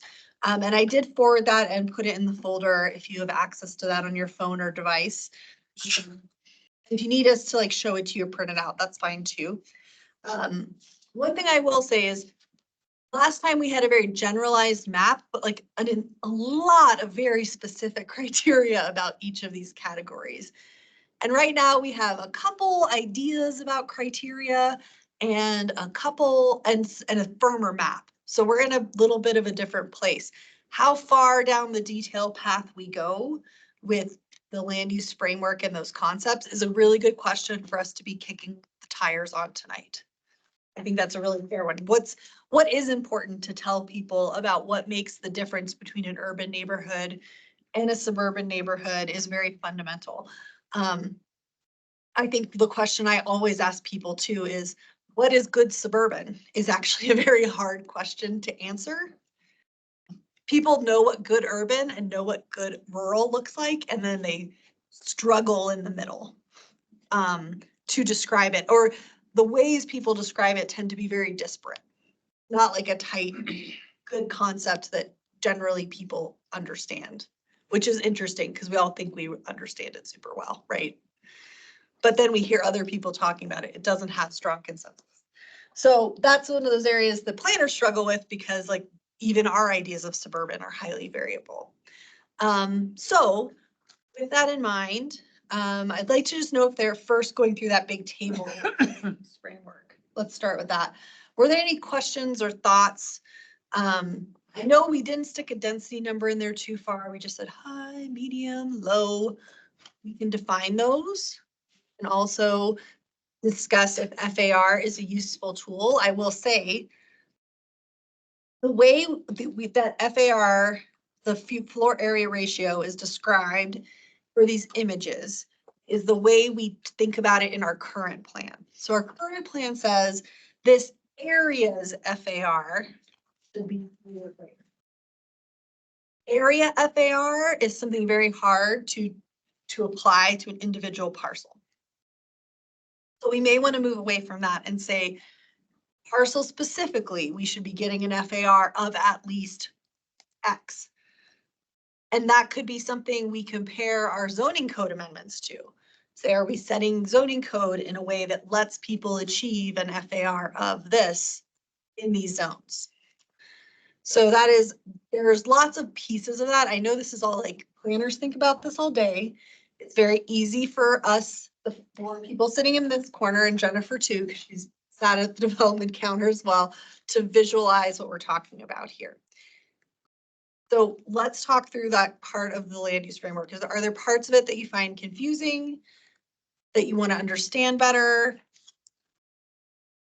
Go ahead. Corridors. Corridors. Explain, because the yellow thing you said is a corridor. Right. And I thought a corridor was a corridor, like Right. Milton Road. I think the issue is we don't know what to do with that big parcel. Because if we just make it suburban neighborhood, It's just gonna be just like the rest of. it's gonna be just like country club. But I don't know where to put an activity center on that property. And Specific to that this section. right, exactly. Otherwise, they're connections, right? Corridors are connections. Neighborhoods have. The way we're trying to define corridors for this plan right now is that it's a property with frontage on a commercial corridor, which is a minor arterial, a major arterial, or some of our major collectors. And we did define those in the current plan. And it's not already defined as an activity center, or we don't need to tell you they're a corridor if it's, you know, Purina. Purina needs access to a commercial corridor, right?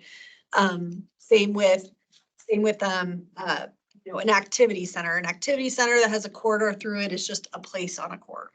So it's really about the between places. So like, for instance, you think of like Schweitzer Canyon and Route 66 is kind of not part of the Ponderosa Parkway Activity Center, but also not part of downtown, but it's clearly not a neighborhood.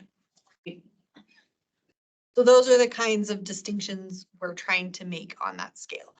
We did not define any rural corridors. Out in rural Flagstaff, you're either a neighborhood or an activity center. So we only defined urban and suburban ones.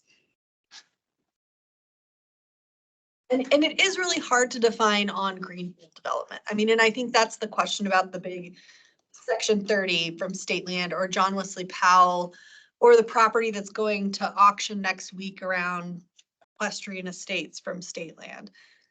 How do we define so that those large developable parcels are not, you know, a lawn of housing, essentially, something very monolithic and a monoculture of housing?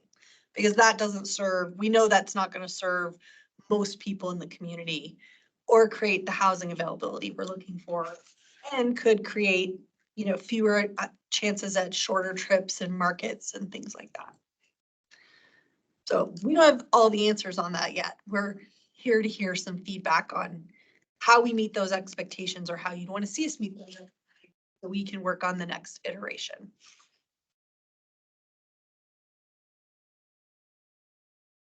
I mean, my thinking specifically on that. The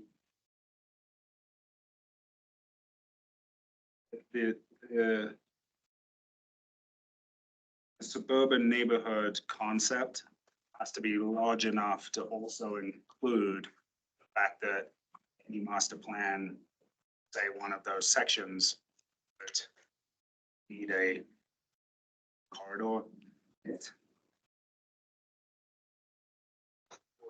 even a suburban center.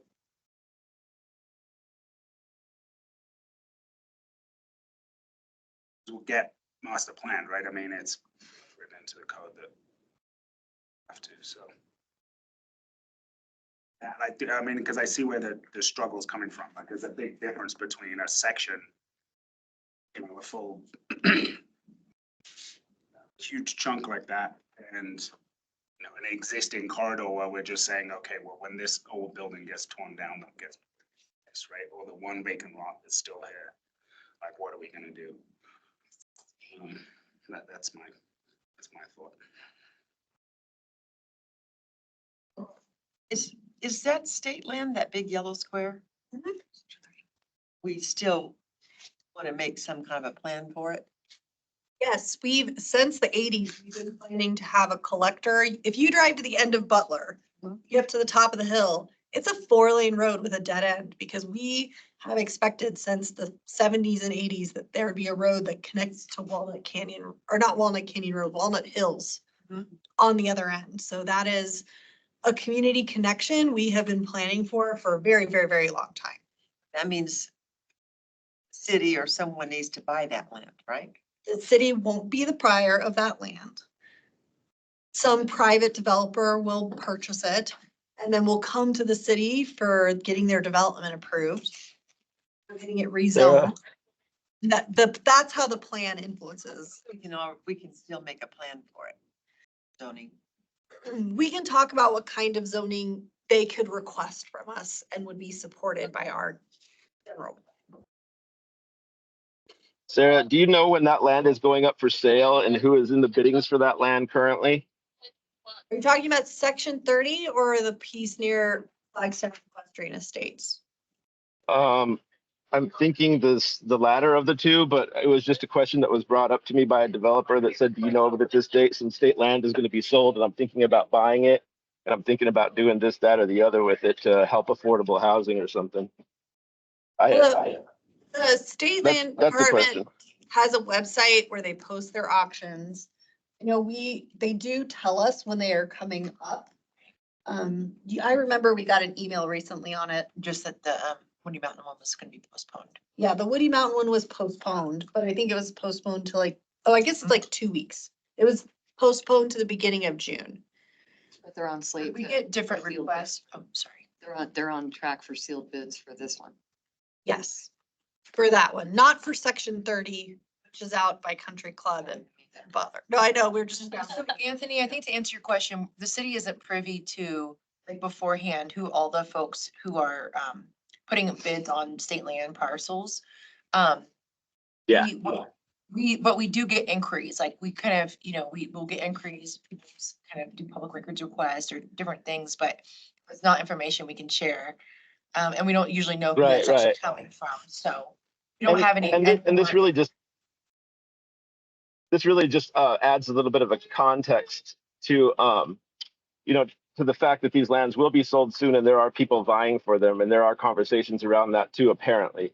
Just to throw it out there, there's a lot of different sides that we're connecting with this plan, and building relationships with those who are going to inevitably purchase it might be maybe one strategy to influence affordability or sustainability or some shared values. Anyways, I'm about to fly out, guys. We'll talk to you later. Thank you, guys.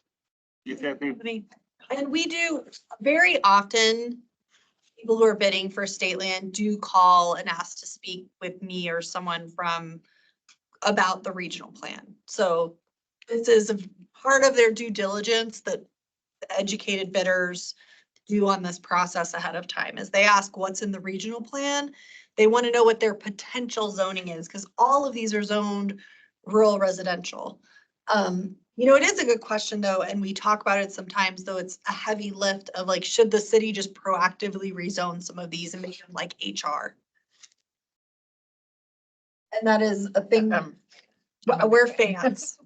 But it does increase, and state land tends to be a fan, though we of course have to get their permission for that sort of thing, because it increases the cost they can get at auction, which their job is always to get the highest value for their trustees. So they, in other cities like Scottsdale and down in Queen Creek and some other places, state land has worked with cities to rezone property before it went to auction. Can the city do that? Can Flagstaff do that? I think we'd be open to conversations with them. When we meet with them on a quarterly basis, we've started to really establish a relationship with them. You bring it up. Yeah. Because that would give us a lot more certainty potentially. It's gonna happen and where we're gonna grow. All rural residential. If they don't like the check codes changes, They don't like the process. something, right, yeah. And that's, I didn't know that would be legal. So But it's good. but also being open-minded enough to hear how maybe they could benefit us. I don't know. I think just looking at all sides is benefit, including everything you guys just mentioned. I'm out. try and hang in there while they're making announcements, you can tell. You just got to the good part. Yeah, I mean, it's a really interesting question, right? Because if you, I mean, when you look at this map, it just becomes so obvious that other than the area in white, right, which is kind of spoken for. We're working on it.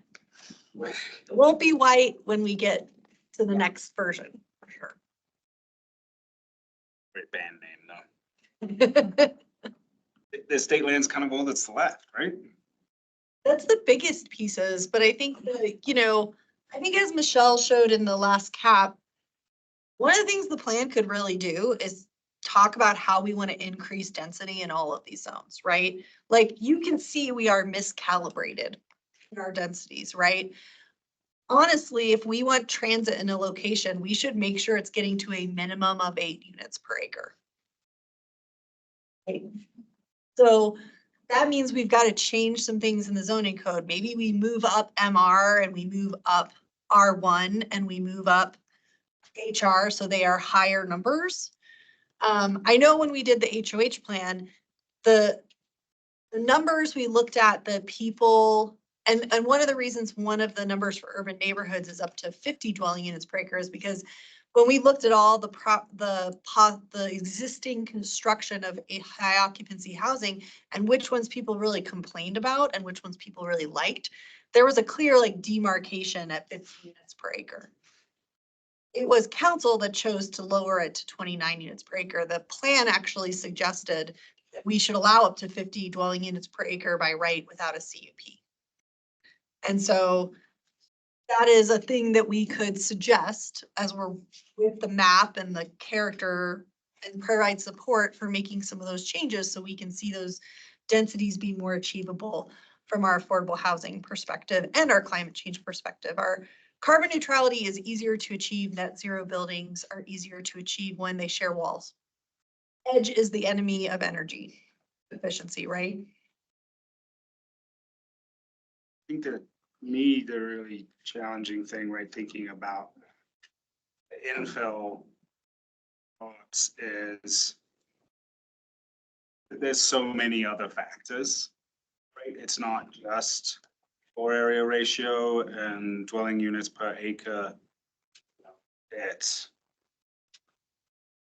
the other 300 pages or whatever, right, of the zoning code. I mean, we had a project we got way through, and then the fire department, because we were 3 feet over at a certain height point, right, needed the road widening, which would have destroyed the project. So we had to go and change everything. And it was, that was 3 words in one sentence, in one part.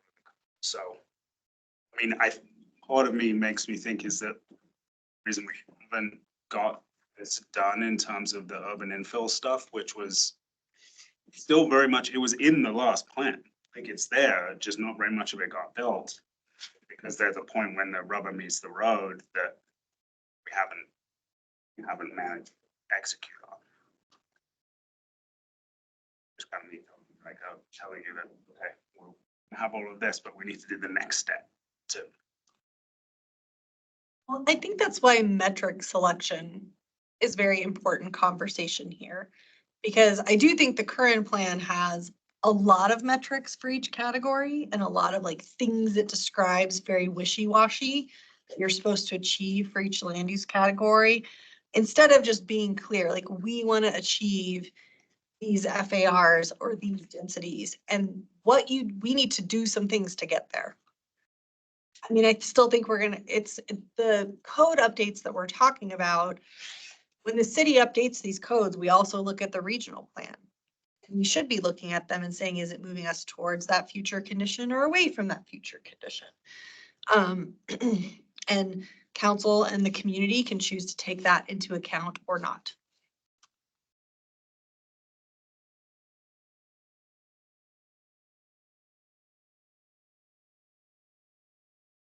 Their feedback on the information in the crosswalk. On the map.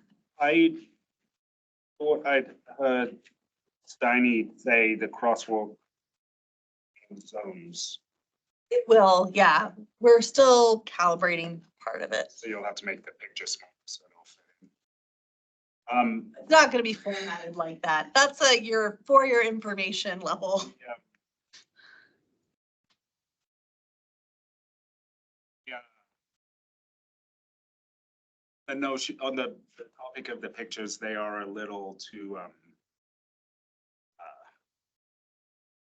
they're like, that's too nice. Yeah, I thought of the word dressy. I was like, they're kind of dressy. They're like sort of fantasy, right? Of like, yeah, would we all, love to live right there? Sure. I have enough money. Now, who's gonna? One last thing.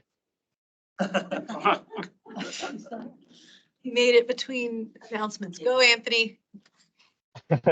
So, do we have representation from people who live in these environments currently that are promoting this? Because you also hear the viewpoint of the other side of the public who hasn't kind of come around to this idea yet. You know how it takes like an evolution and we're all at a different place with it. If you have impacts from them, I mean, or at least get them involved. I changed them all week. I mean, That's it. So what I would say is my experience, and I can't quantify this, of the people who participate in the growth concept survey and these open houses, as they are much more likely to be people who are housing secure and who don't need these kinds of housing than the people who actually need them. We see far fewer of those people need housing availability or who would support these larger units at unit or building sizes at these meetings and in the concept level surveys. They're just less represented than we know from our population and occupancy numbers probably are out there in the community. But it affects every part of the community differently. I think Michelle showed there's places where we have early stage gentrification and displacement risk occurring. And we may want to think about something different there than just what's on this map. I encourage you to take that into account. Because it doesn't do you any good to tear down a building that's a single family home and replace it with 3 units if you're replacing someone who's low to moderate income with 3 high-end condos, right? That's not Yeah. gonna increase anything. So the way we set all of those policies becomes really important. Yeah, it's, Yeah, the way you describe it is kind of how I've seen a lot of people have to leave this town, due to affordability. So it speaks directly to that. I really appreciate the conversation, guys. This is the last time, I swear, we're leaving the ground right now.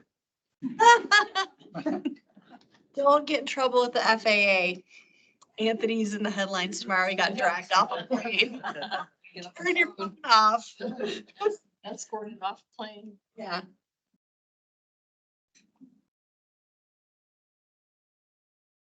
another thought that popped up in my head, and I think it's probably a reflection, right? Because looking at the map and there's big dots of different colors, but we've talked about in the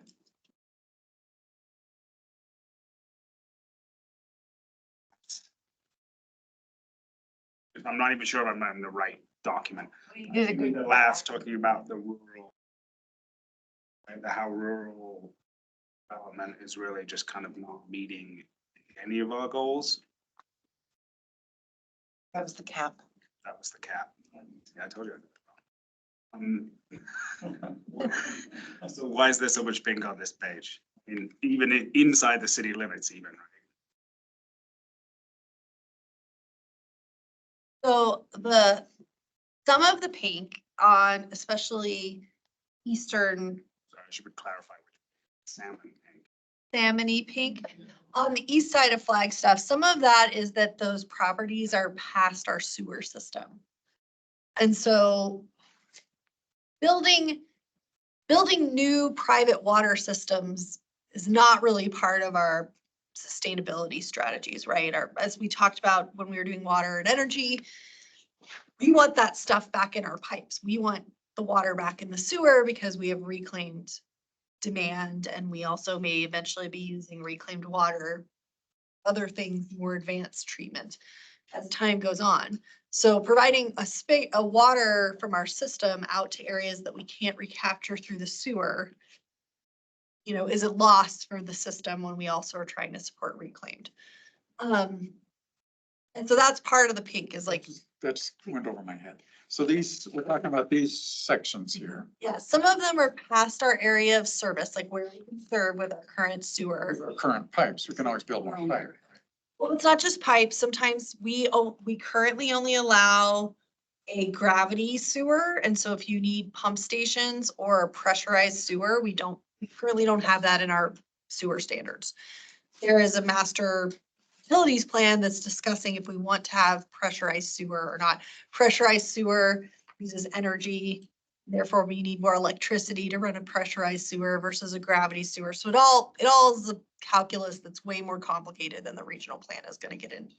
For now, this is the areas we think we could serve. And in addition, some of the pink one, so for instance, section 20 of the state land, which is, if you can point to that on the map, is located right here. This is section 20. It doesn't have it would be very difficult to provide it 2 points of access. So we might have trouble evacuating it in case of fire. And it is suburban on the current regional plan map, but we've really started looking at that from a WUI perspective. So sometimes rural is based on a WUI risk, right? This would be a really easy one. We could see our prevailing winds blowing a fire. So do you want it rural and have everything really spaced out? Or do you want to put a lot of people in the path of that? So those are some of the questions we tried to look at with why is there so much salmon?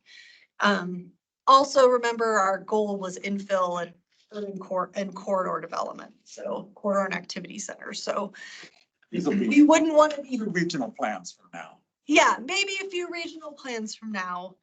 Nobody's built out there yet. That would be a useful one to look at. It also conserves our infrastructure dollars for the interior Flagstaff. and some of the close new neighborhoods as opposed to the further out.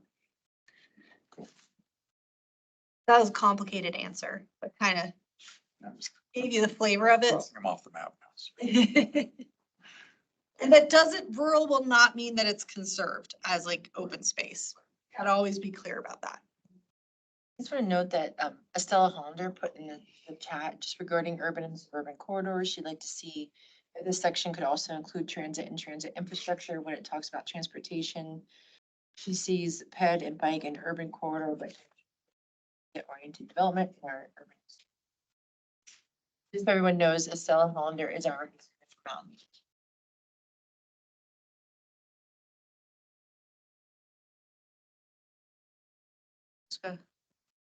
Question, what happens to activity centers? Are those in here and I just can't tell, or?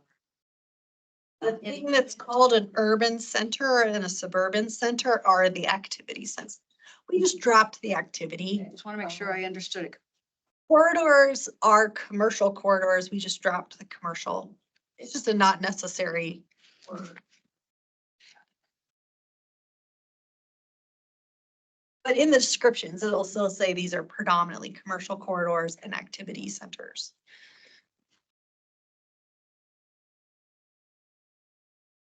Just put the word commercial.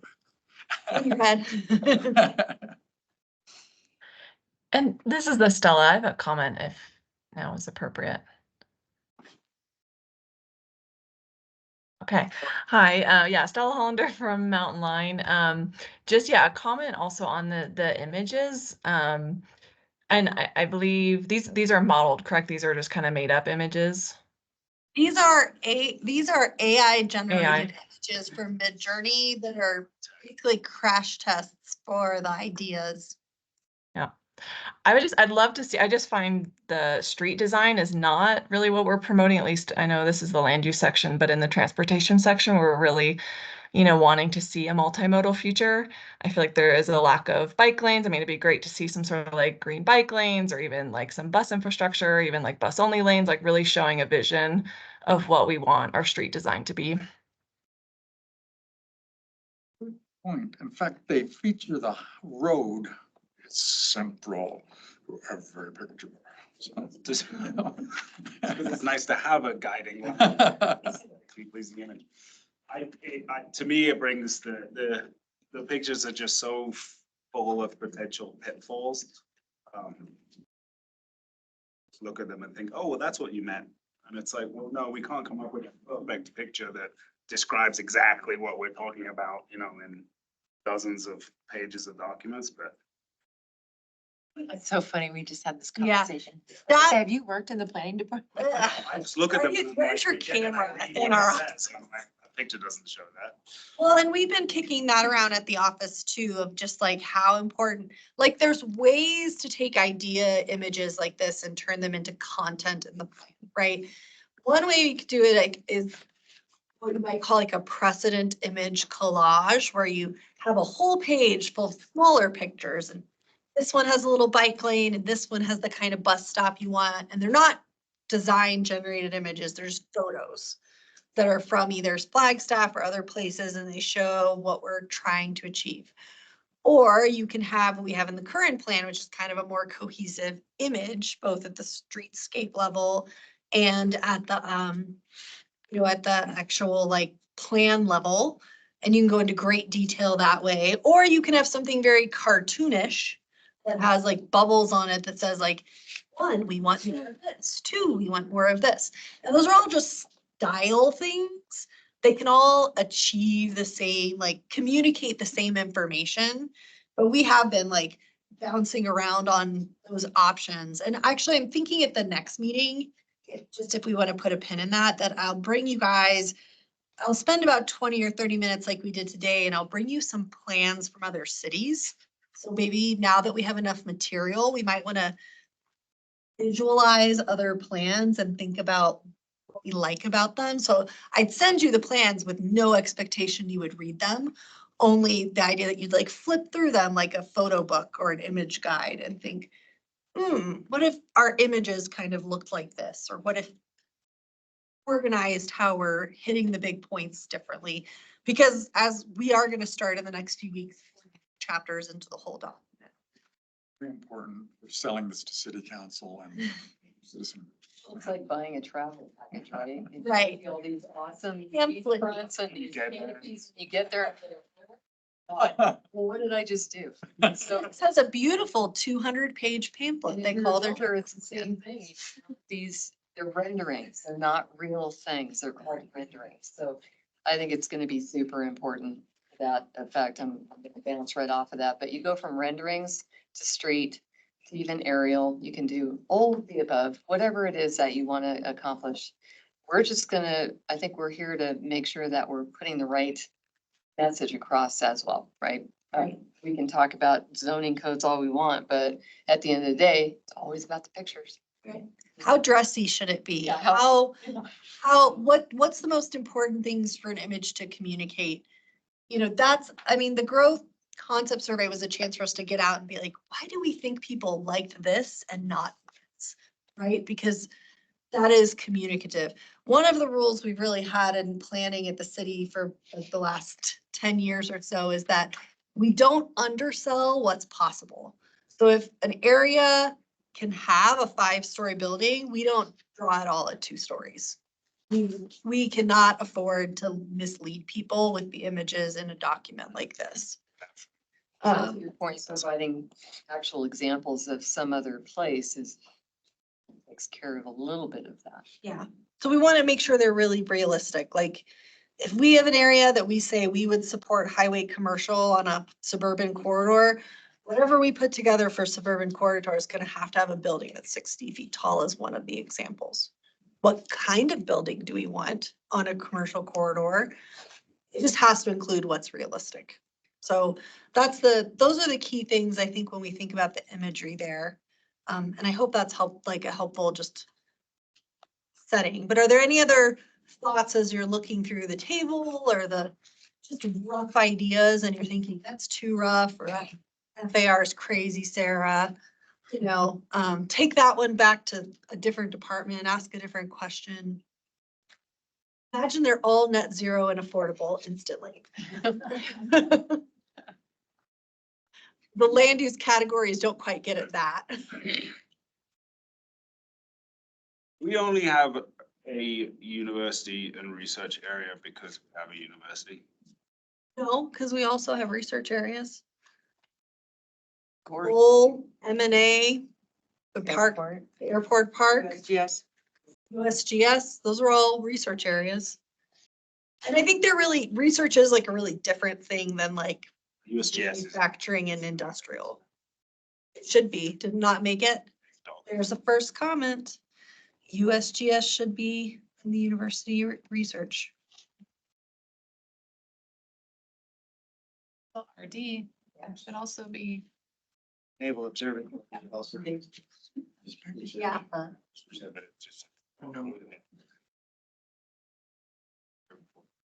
Yeah, a lot of places have like a medical university one.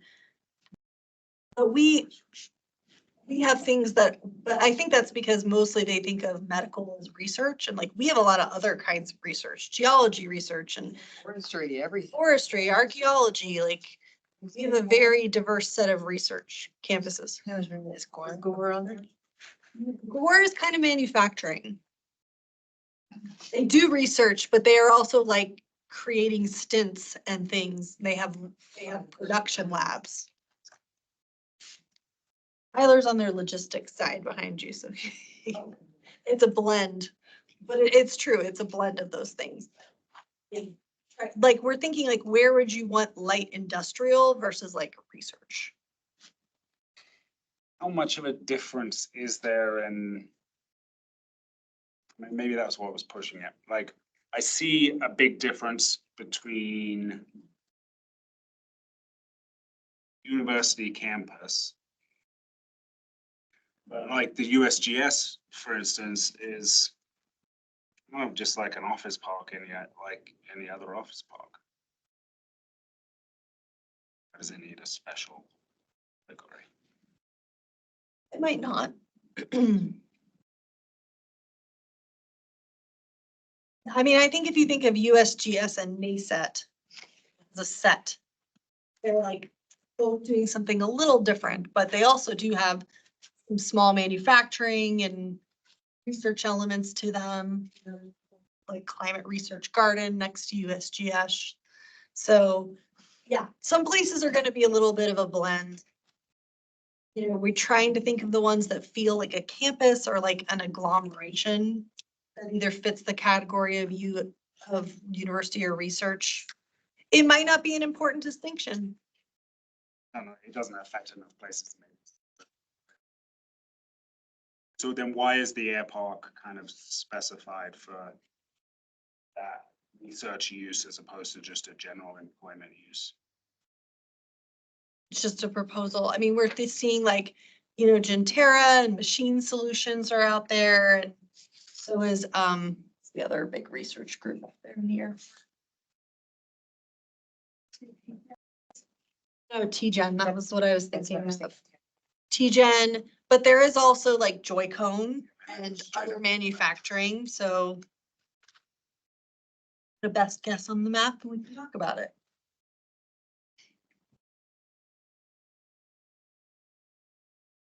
No, it seems like in the comments, in the public meetings, there was somebody that said something about rail, high-speed rail.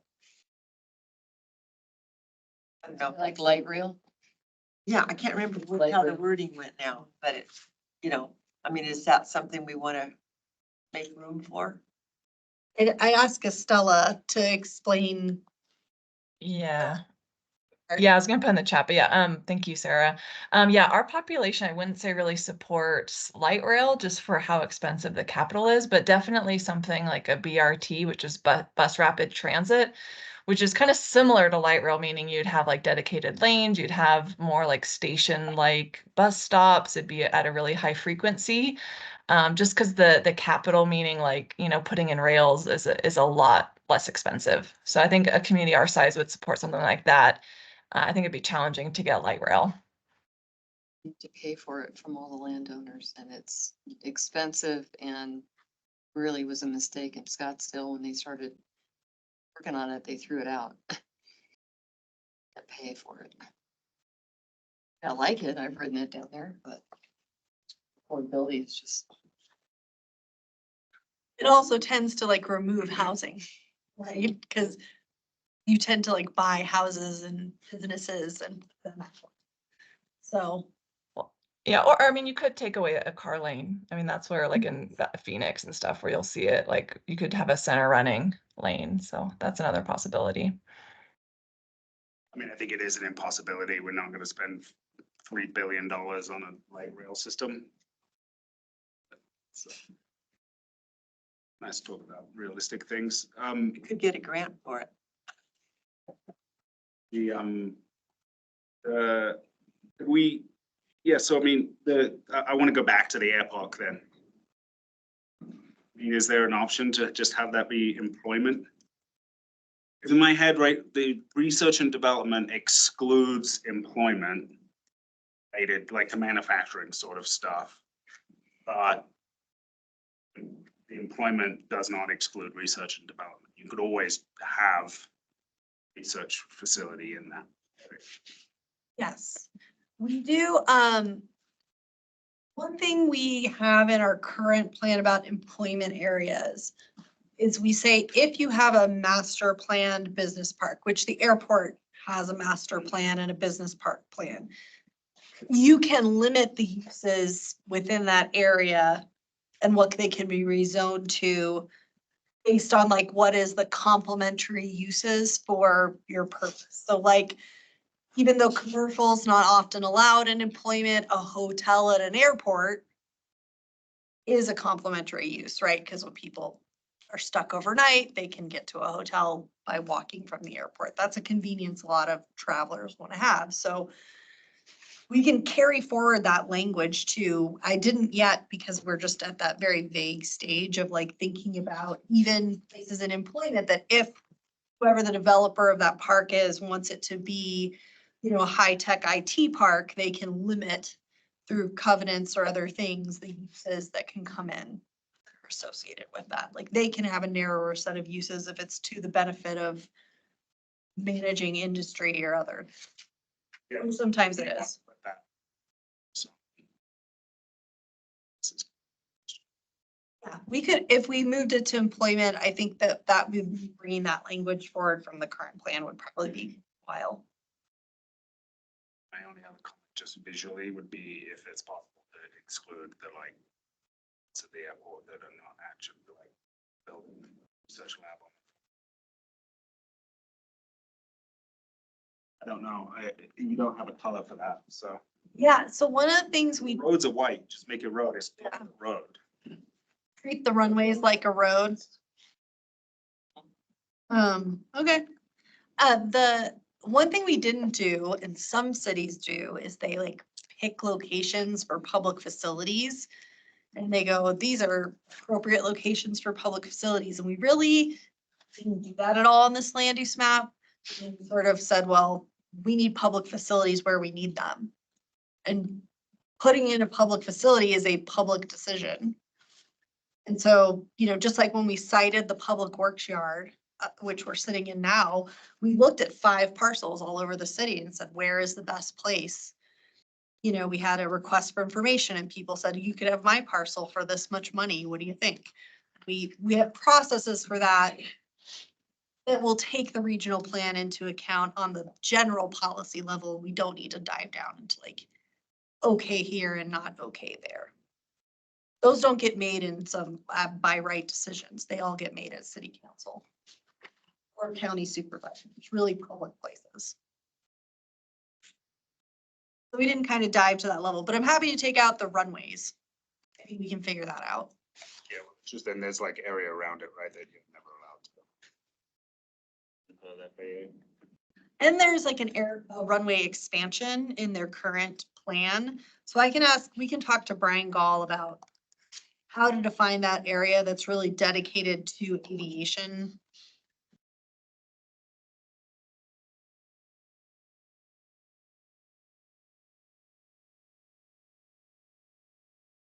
We move on, Anything else?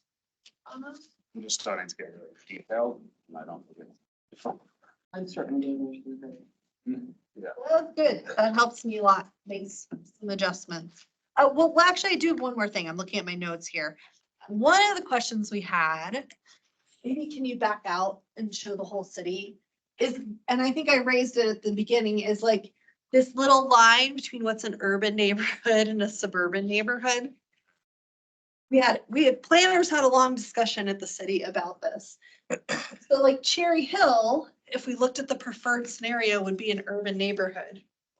That, if you dive in here, this will never be an urban grid. It's got topography all around. Jumping. Oh, Sorry. okay. When you're done. Okay. Okay.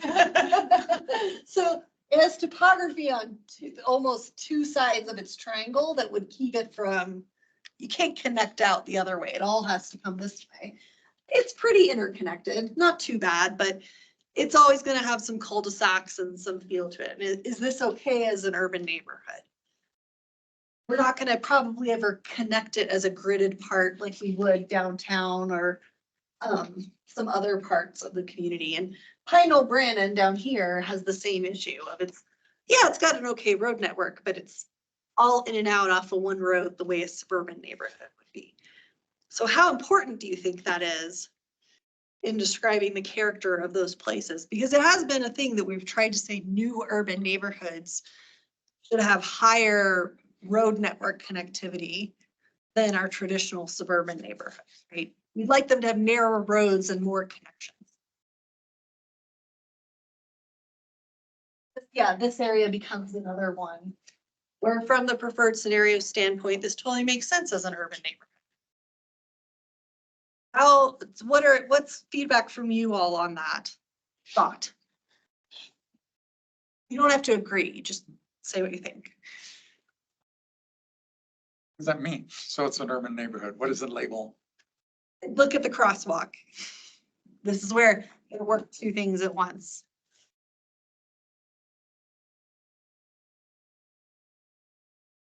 of the crosswalk right now, but it would have more variety of housing, higher density, maybe some more inclusion of small commercial, right? That we heard some mixed feedback on that in the growth concept survey. All reasonable things, yeah. Yeah. And I live like there, what's on so there. perfectly fine. Do you think that's? You give that, you can Really? sign off on that. You asked if we were, Anthony asked if we were talking to people who lived in these places. That's your neighborhood, so. Yeah, we're suburban neighborhoods, you know, walkable streets, but So what's the problem with, you saying it doesn't have enough road connectivity? yeah, it's low, if for an urban neighborhood, it's very low road connectivity. Kind of, yeah, of what you're thinking about. Yeah, Yeah, so I mean, I mean, if it's that's, also a practicality of like what's gonna happen there, right? And it's like, no one's gonna buy up 12 lots, demolish it and put up a 5-story apartment building, so. That was my question, was what would everybody think about a 4 or 5-story multifamily building going in that Rio to Flag area along the corridor or even internal somehow to the neighborhood, picking up like the ridge. Am I thinking of the right spot? Clear Creek, is that considered the same? no, the red Clear Creek is out. Signal. Yeah, I think that's the south part. I think it's the. Yeah, just a question, if that's considered an urban neighborhood, well, in an urban neighborhood, how would this table identify like an acceptable number of stories or, you know, 4 stories? Yeah, and what we put, remind me what it said. Did it say medium or high? Well, there's two different questions, right? So question of what is how much does the road connectivity matter for the urban neighborhood? I don't know, to me, it just feels like probably that matters to you a lot more as a planner than it does to us as normal human beings. Yeah. Non-planner. Acceptable. This is one of those metrics that like intersection frequency is one of the highest predictors of multimodal. Like moving away from single occupancy vehicles, like when you look at the research data, intersection density is like, which is our measure of connectivity, is very, very performative. Like it really pushes the outcome. That's why urban places have more multimodal activity. It's like one of the big things. And so, yeah, but is it worth identifying places as urban neighborhoods? But yeah, I mean, I think you have to have it. I mean, I don't see how we reach our goal. It's not, those urban neighborhoods are not huge chunks of this. So if you're not putting it there, then where are we putting it? yeah, and like, so let's look at this. So if it were, you know, what if somebody bought up these a lot of these are those little townhomes. What if they bought those up and put a 3 or 4 story mixed use building on it? They have to meet all the objectives. Yeah. It has to have I agree. access, you know, it has to have approval, you know, whatever. Still adding to the plan. And it's who's around them too. Right. Right? You have to really remember who your neighbors are. You And gotta what's nice balance about that is your neighbor is the street. There you go. So. Yeah. And you have a slope behind her, so.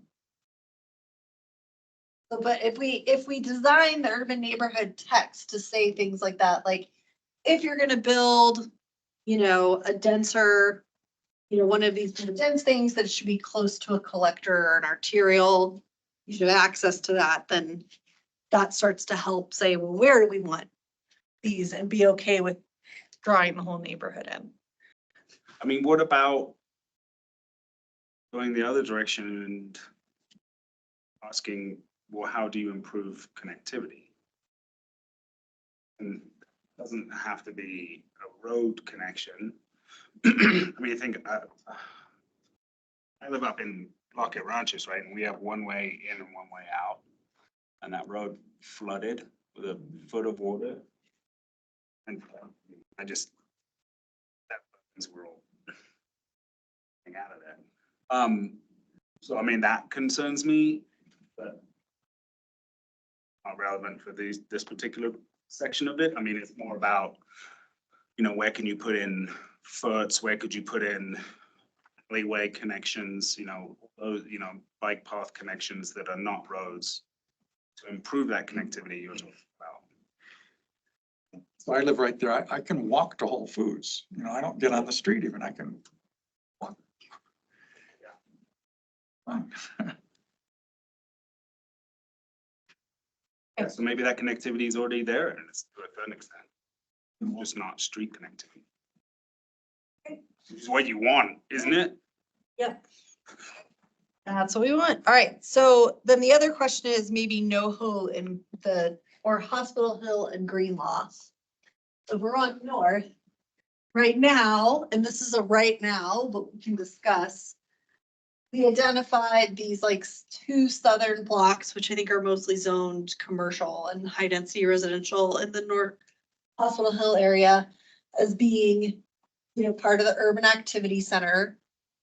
Ah, sorry. Just trying to zoom in. You're good.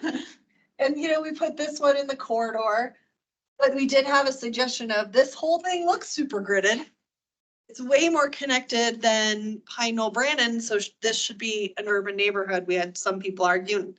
Some people said, nah, it needs a transition. It's too close to a wildland urban interface, but we're worried about fire here, things like that, but we're open. This one feels like another one that's like right between the two. I kind of have started hearing some of the arguments in the neighborhood, but we're on the line a little. Maybe it's half and half or something, you know? Just its location by itself is almost a halfer, because the whole right side has nothing to do with the whole left side. So, Like this area right here. It doesn't connect down the hill. no. Well, yeah, and that's like a 30-degree angle. Yeah. I mean, I think that's, But should we take like this chunk and make it urban neighborhood? your comment on connectivity, it's like it's gridded, but it's not actually really connected. It's basically isolated on 3 sides. It's only connected on, what is that, Cedar?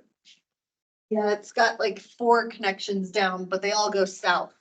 Yeah, and then the one that's closest to the highway isn't a connection anymore. That's been closed off for right turn only or whatever, so.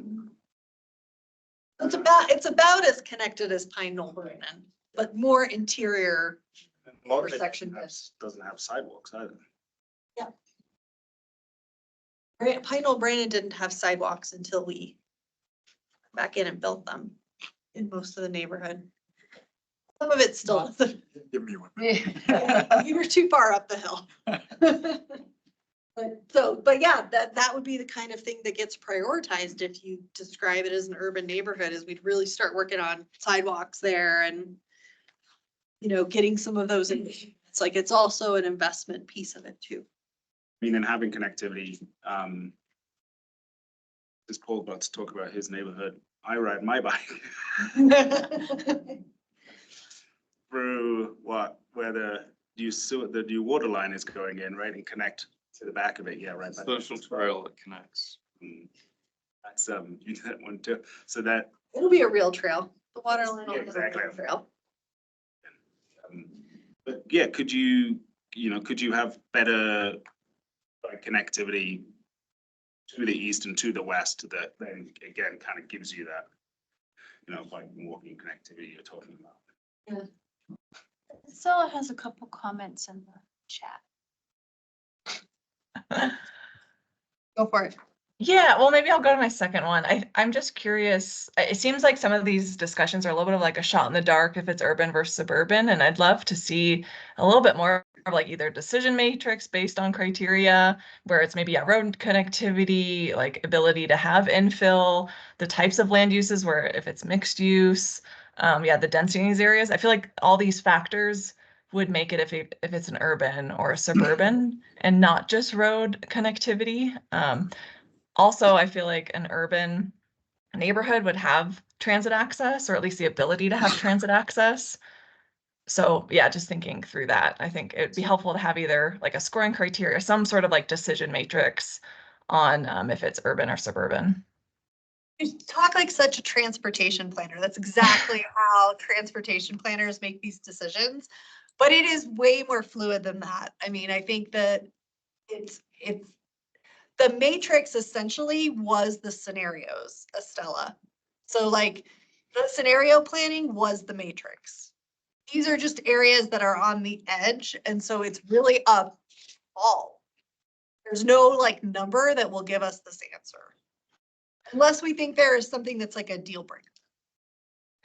But isn't that kind of the challenges with our current regional plan, is that these activity centers kind of don't have much like teeth or like yeah, weight in what's an urban or suburban? I thought that's what we were kind of trying to improve with this regional plan. Well, but so you are, I think you're misidentifying the concern, the actual issue. Okay. The issue with the current plan is it has unclear mapping and an incredible amount of detail, and like it acts as if you can measure it when you can't. Here we know we can't measure it. We know there are things that are going to be, we need to come to some conclusions on metrics as we work through the creating the growth and land use chapter. And this is a midpoint discussion, not an endpoint discussion. So bear that in mind too. But this is a calibration step. How are we calibrating? But what we already learned from scenario planning was that we narrowed the number of activity centers. We are drawing them in a way that is more predictable and clear and tied to what we want activity centers to be. And now there are some pieces along the edges that are a call. Because you can go either way. There's no like analysis I could do to make this an easy call. It will always just be a judgment. And there's always edges. I am like a social science person. That is my background. And I know that land use planning has a lot of quantitative pieces. You guys have seen how deep the data is by being on this committee. But there are parts of it that are just what's acceptable and what are we willing to do. And that is a call much softer than the way an engineer will look at a road or a transit system, or a planner will look at a road or a transit system, where we're thinking in an operational standpoint. Flexibility call. Yeah, or the flexibility call. All general plans have to kind of walk this unclear gray space. I do agree with Estella that Cherry Hill feels more suburban, whereas NoHo is a larger chunk urban. Cherry Hill just doesn't to me evoke urban configuration. It's like, so you could see Pine Knoll Brandon being served by transit, but how would we get transit up on Cherry Hill? Is that kind of what you're thinking? Yeah, it just doesn't, I see that as a suburban neighborhood now. I think goes back to, yeah, and then in the future, I just don't see that happening on Cherry Hill. So I'm sorry, then. Missing something. To what extent are we just describing what's there as opposed to what can happen? Supposed to be doing the latter. The latter, but what for infill locations, we are always somewhat limited by what is there. Yes. Right? We can't like use, unless we, especially if we are thinking about displacement, we can't just use our wildest imagination, right? We have to be somewhat grounded in what's there currently. It's not practical and useless. Yeah. So if we changed it to urban, does that mean what? You're talking about NoHo? No. Okay. Yeah. So that means that somebody could buy up some of the housing lots, tear it down and put in a several story building there. Some of that can be done right now in that neighborhood. Okay. With its current. Happen now. Yeah, there's plenty of high density residential and commercial in the southern part of that neighborhood. Okay. People just haven't done it. Yeah. It's like many places in Flagstaff. Just because somebody hasn't done it doesn't mean it's not completely within their entitlements to do it. So we could limit where we draw the urban neighborhood to where that's already entitled, or maybe think one block beyond or something like that. That's that realistic thing of just being like, how much are we constrained by what's there? Exactly what Paul was saying versus what we think would be there. I would agree that topography on Cherry Hill would be challenging to develop. Whereas, as I've lived in NoHo before, while it's steep in places, it's nothing like Cherry Hill. And the structure's easy enough to put up there. The thing that would probably limit would be if wildland interface standards required significant water resources up there. Which we will have with the Schultz infrastructure. Schultz pipeline, I think, solves that in a lot of ways. Like we'll have a whole row of hydrants north NoHo too, that we didn't have before. Water main will have like hydrants on it to help with fire protection. Keeping everybody insurable. Do you have any last things you want to do in this section? I think the other piece on the growth illustration was green law. All the way over 4th Street. And if you have other comments on this, I think since we didn't want to spend our whole time just diving into all the details, keep looking at the map and over the next week, send me like, hey, what about this? Hey, what about that? Emails, please. There's the PDF that we got shared, is it able to zoom into this level? I think so. Yeah, this is the same one. Same one, okay. If you have any issues with it, I can also make a higher res one, so just let me know. Right, so here's another neighborhood that, I mean, it has long blocks, but this is pretty fairly urban grid.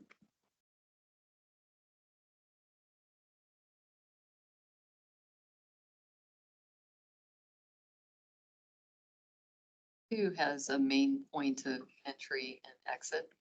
Well, it has two here, one here, and then one to the north. So better than the other neighborhoods we looked at actually, right? Just around the road.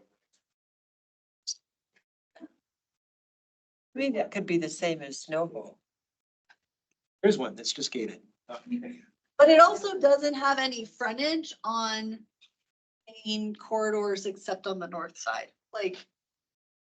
Right, this is all kind of more Route 66 and it has this whole block over here, so it's a little more interior. I just wanted to hear your thoughts. Probably if we do, the other thing we didn't talk about yet is splitting a suburban into suburban neighborhood, medium and high. This is the kind of place you make it a suburban neighborhood high and not medium if we felt we wanted to split that much, or if we wanted to just keep suburban neighborhood and describe it very broadly. There's just differences in approach there. Yeah, I mean, part of coming back to the practicality. No one is ever gonna buy 6 of those single family homes, tear them down and put in. Would never be able to purchase the real estate.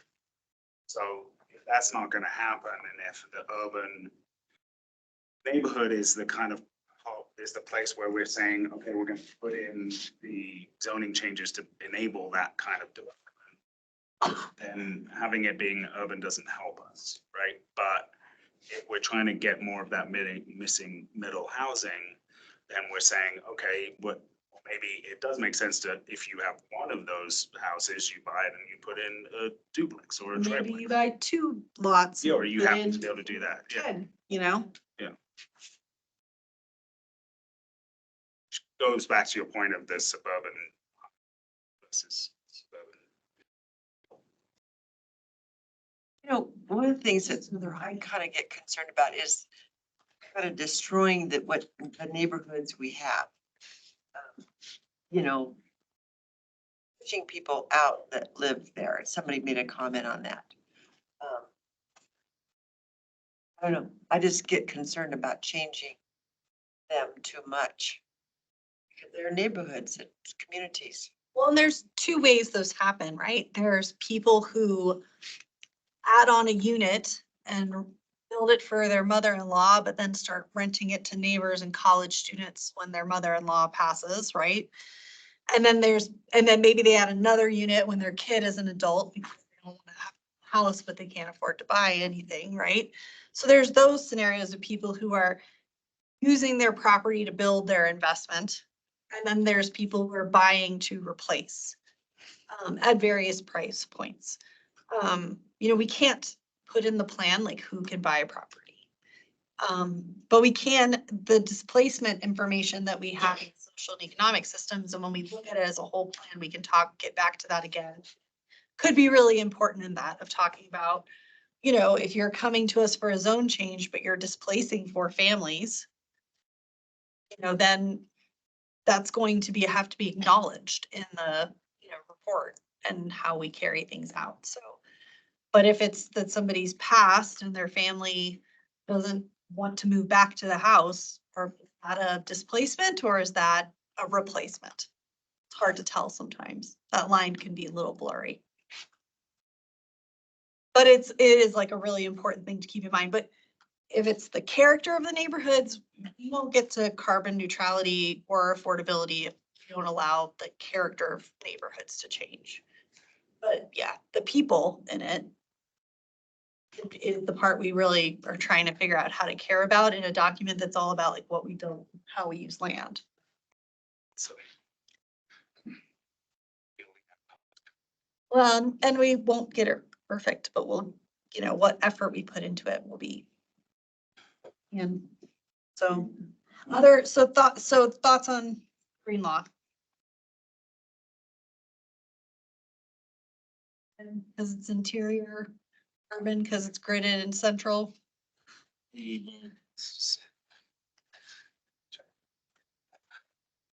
Do we feel like the Cherry Hill and Greenlaw neighborhood are neighborhoods where we should be having some kind of suburban high option? Suburban neighborhood? That's probably wrong. Cherry Hill is very walkable. Yeah. Yeah, I mean, 1 or 2 of us or it whatever. it checks off all the things that. yeah, as long as those are meaningful distinctions, right, that Right. end up with us having different housing choices. Those are. Hey, should we do a public participation? Everything we got. I'll have the list. Anything? 3 people. Make a public Yeah, comment. go ahead, go ahead. I sent an email this morning, but I sent it a little too late. I figure most of you didn't read it.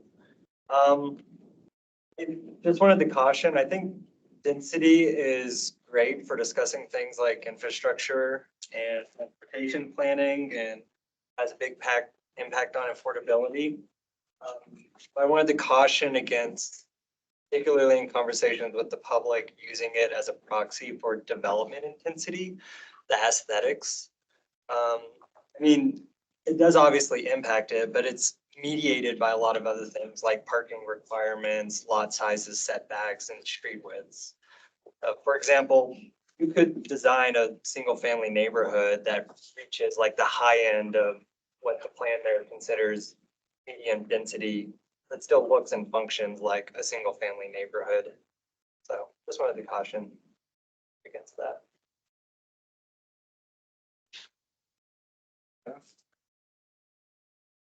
You checked, Yeah, your checks still stand? I just want to say good job, everyone. I know this is a really important plan.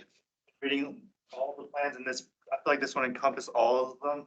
I feel like everyone should be a part of this process, so I really want to commend everyone that's here because it's not really easy. And I've been missing some of these meetings because you guys have them on Tuesday during city council. So I was thinking maybe you could have like a social media presence where you could put like a summary of everything that's going on in like layman's terms, so people, such as the citizens, can really know what's going on here. And I live outside the hub, and it seems like you guys already got midst of what's going on, you gotta be careful where you put these large buildings because it does affect the neighborhood around it. For example, the sustainability person was talking about how less parking for developers is good, but that means a lot of people will park outside on the streets, and what does that mean to the neighborhood? If all the students are parking outside of the development. And yeah, I would just say proper zoning with these hubs and things like that, and make sure the developers keep their promises if you guys set guidelines for them. And good job, everyone, and keep up the good work.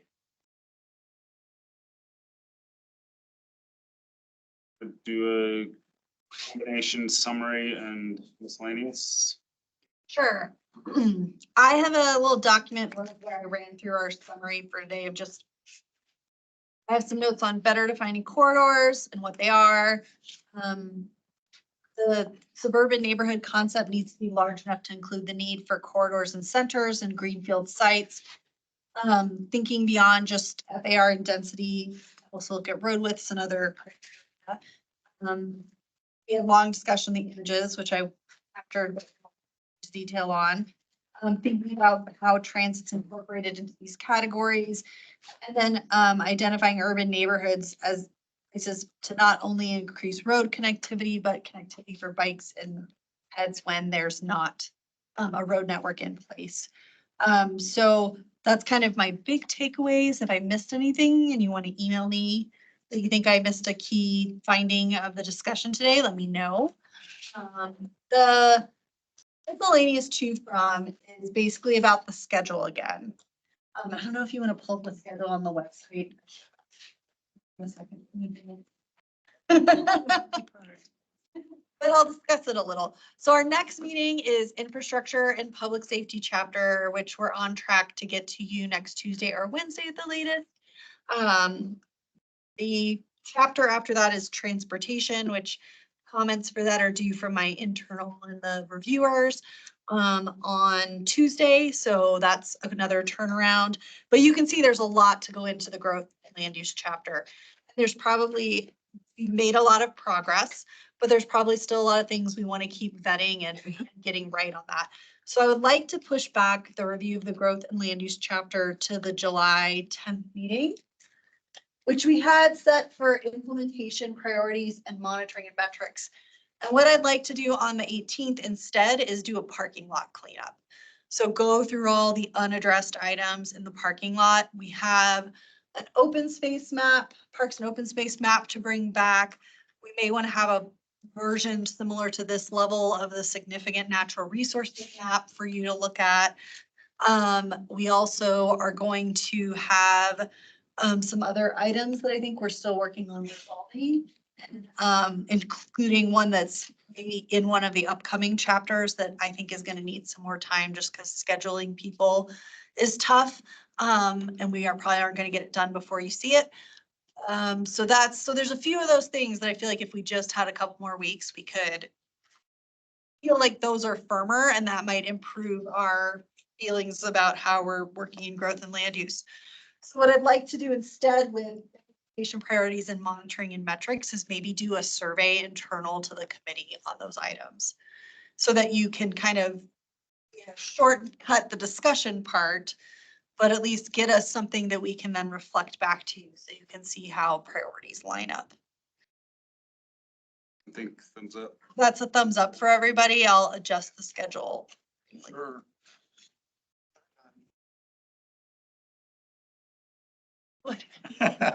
We'll call. We also talked with Michelle and some other folks this week about the whole document review.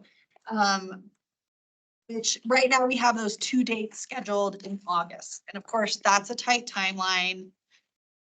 We're pushing back the growth and land use chapter a little to get it firmer before we look at it as a whole chapter. It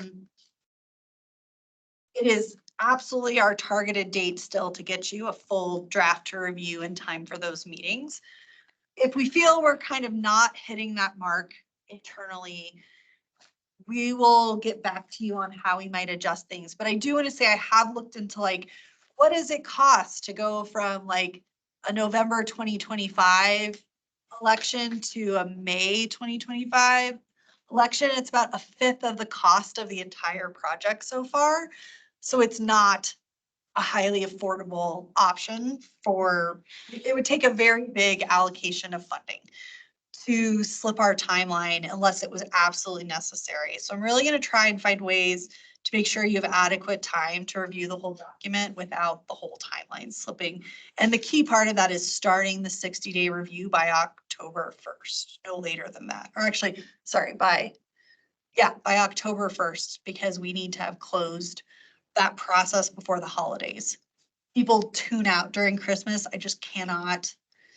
If I send something out November 1st, I might as well leave it open for 90 days because there's just no way people are spending their holidays reading the regional plan. It's not fair. So really, that's like my drop dead is that you've got to have an endorsed document to send out by October 1st, or you really need to push back the whole timeline very significantly. And then that will be in time for me to inform people who are part of budgeting and other things. That's a consequence, but that's any changes, that's really like my fish or cut bait line right there. So thanks for bringing it up and letting me do a little more digging on what's possible, but I hope that's enough answer for now, folks who were curious about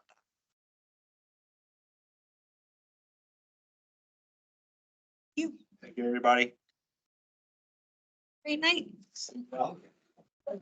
Big Memorial Day weekend. I have a 7 minutes to go.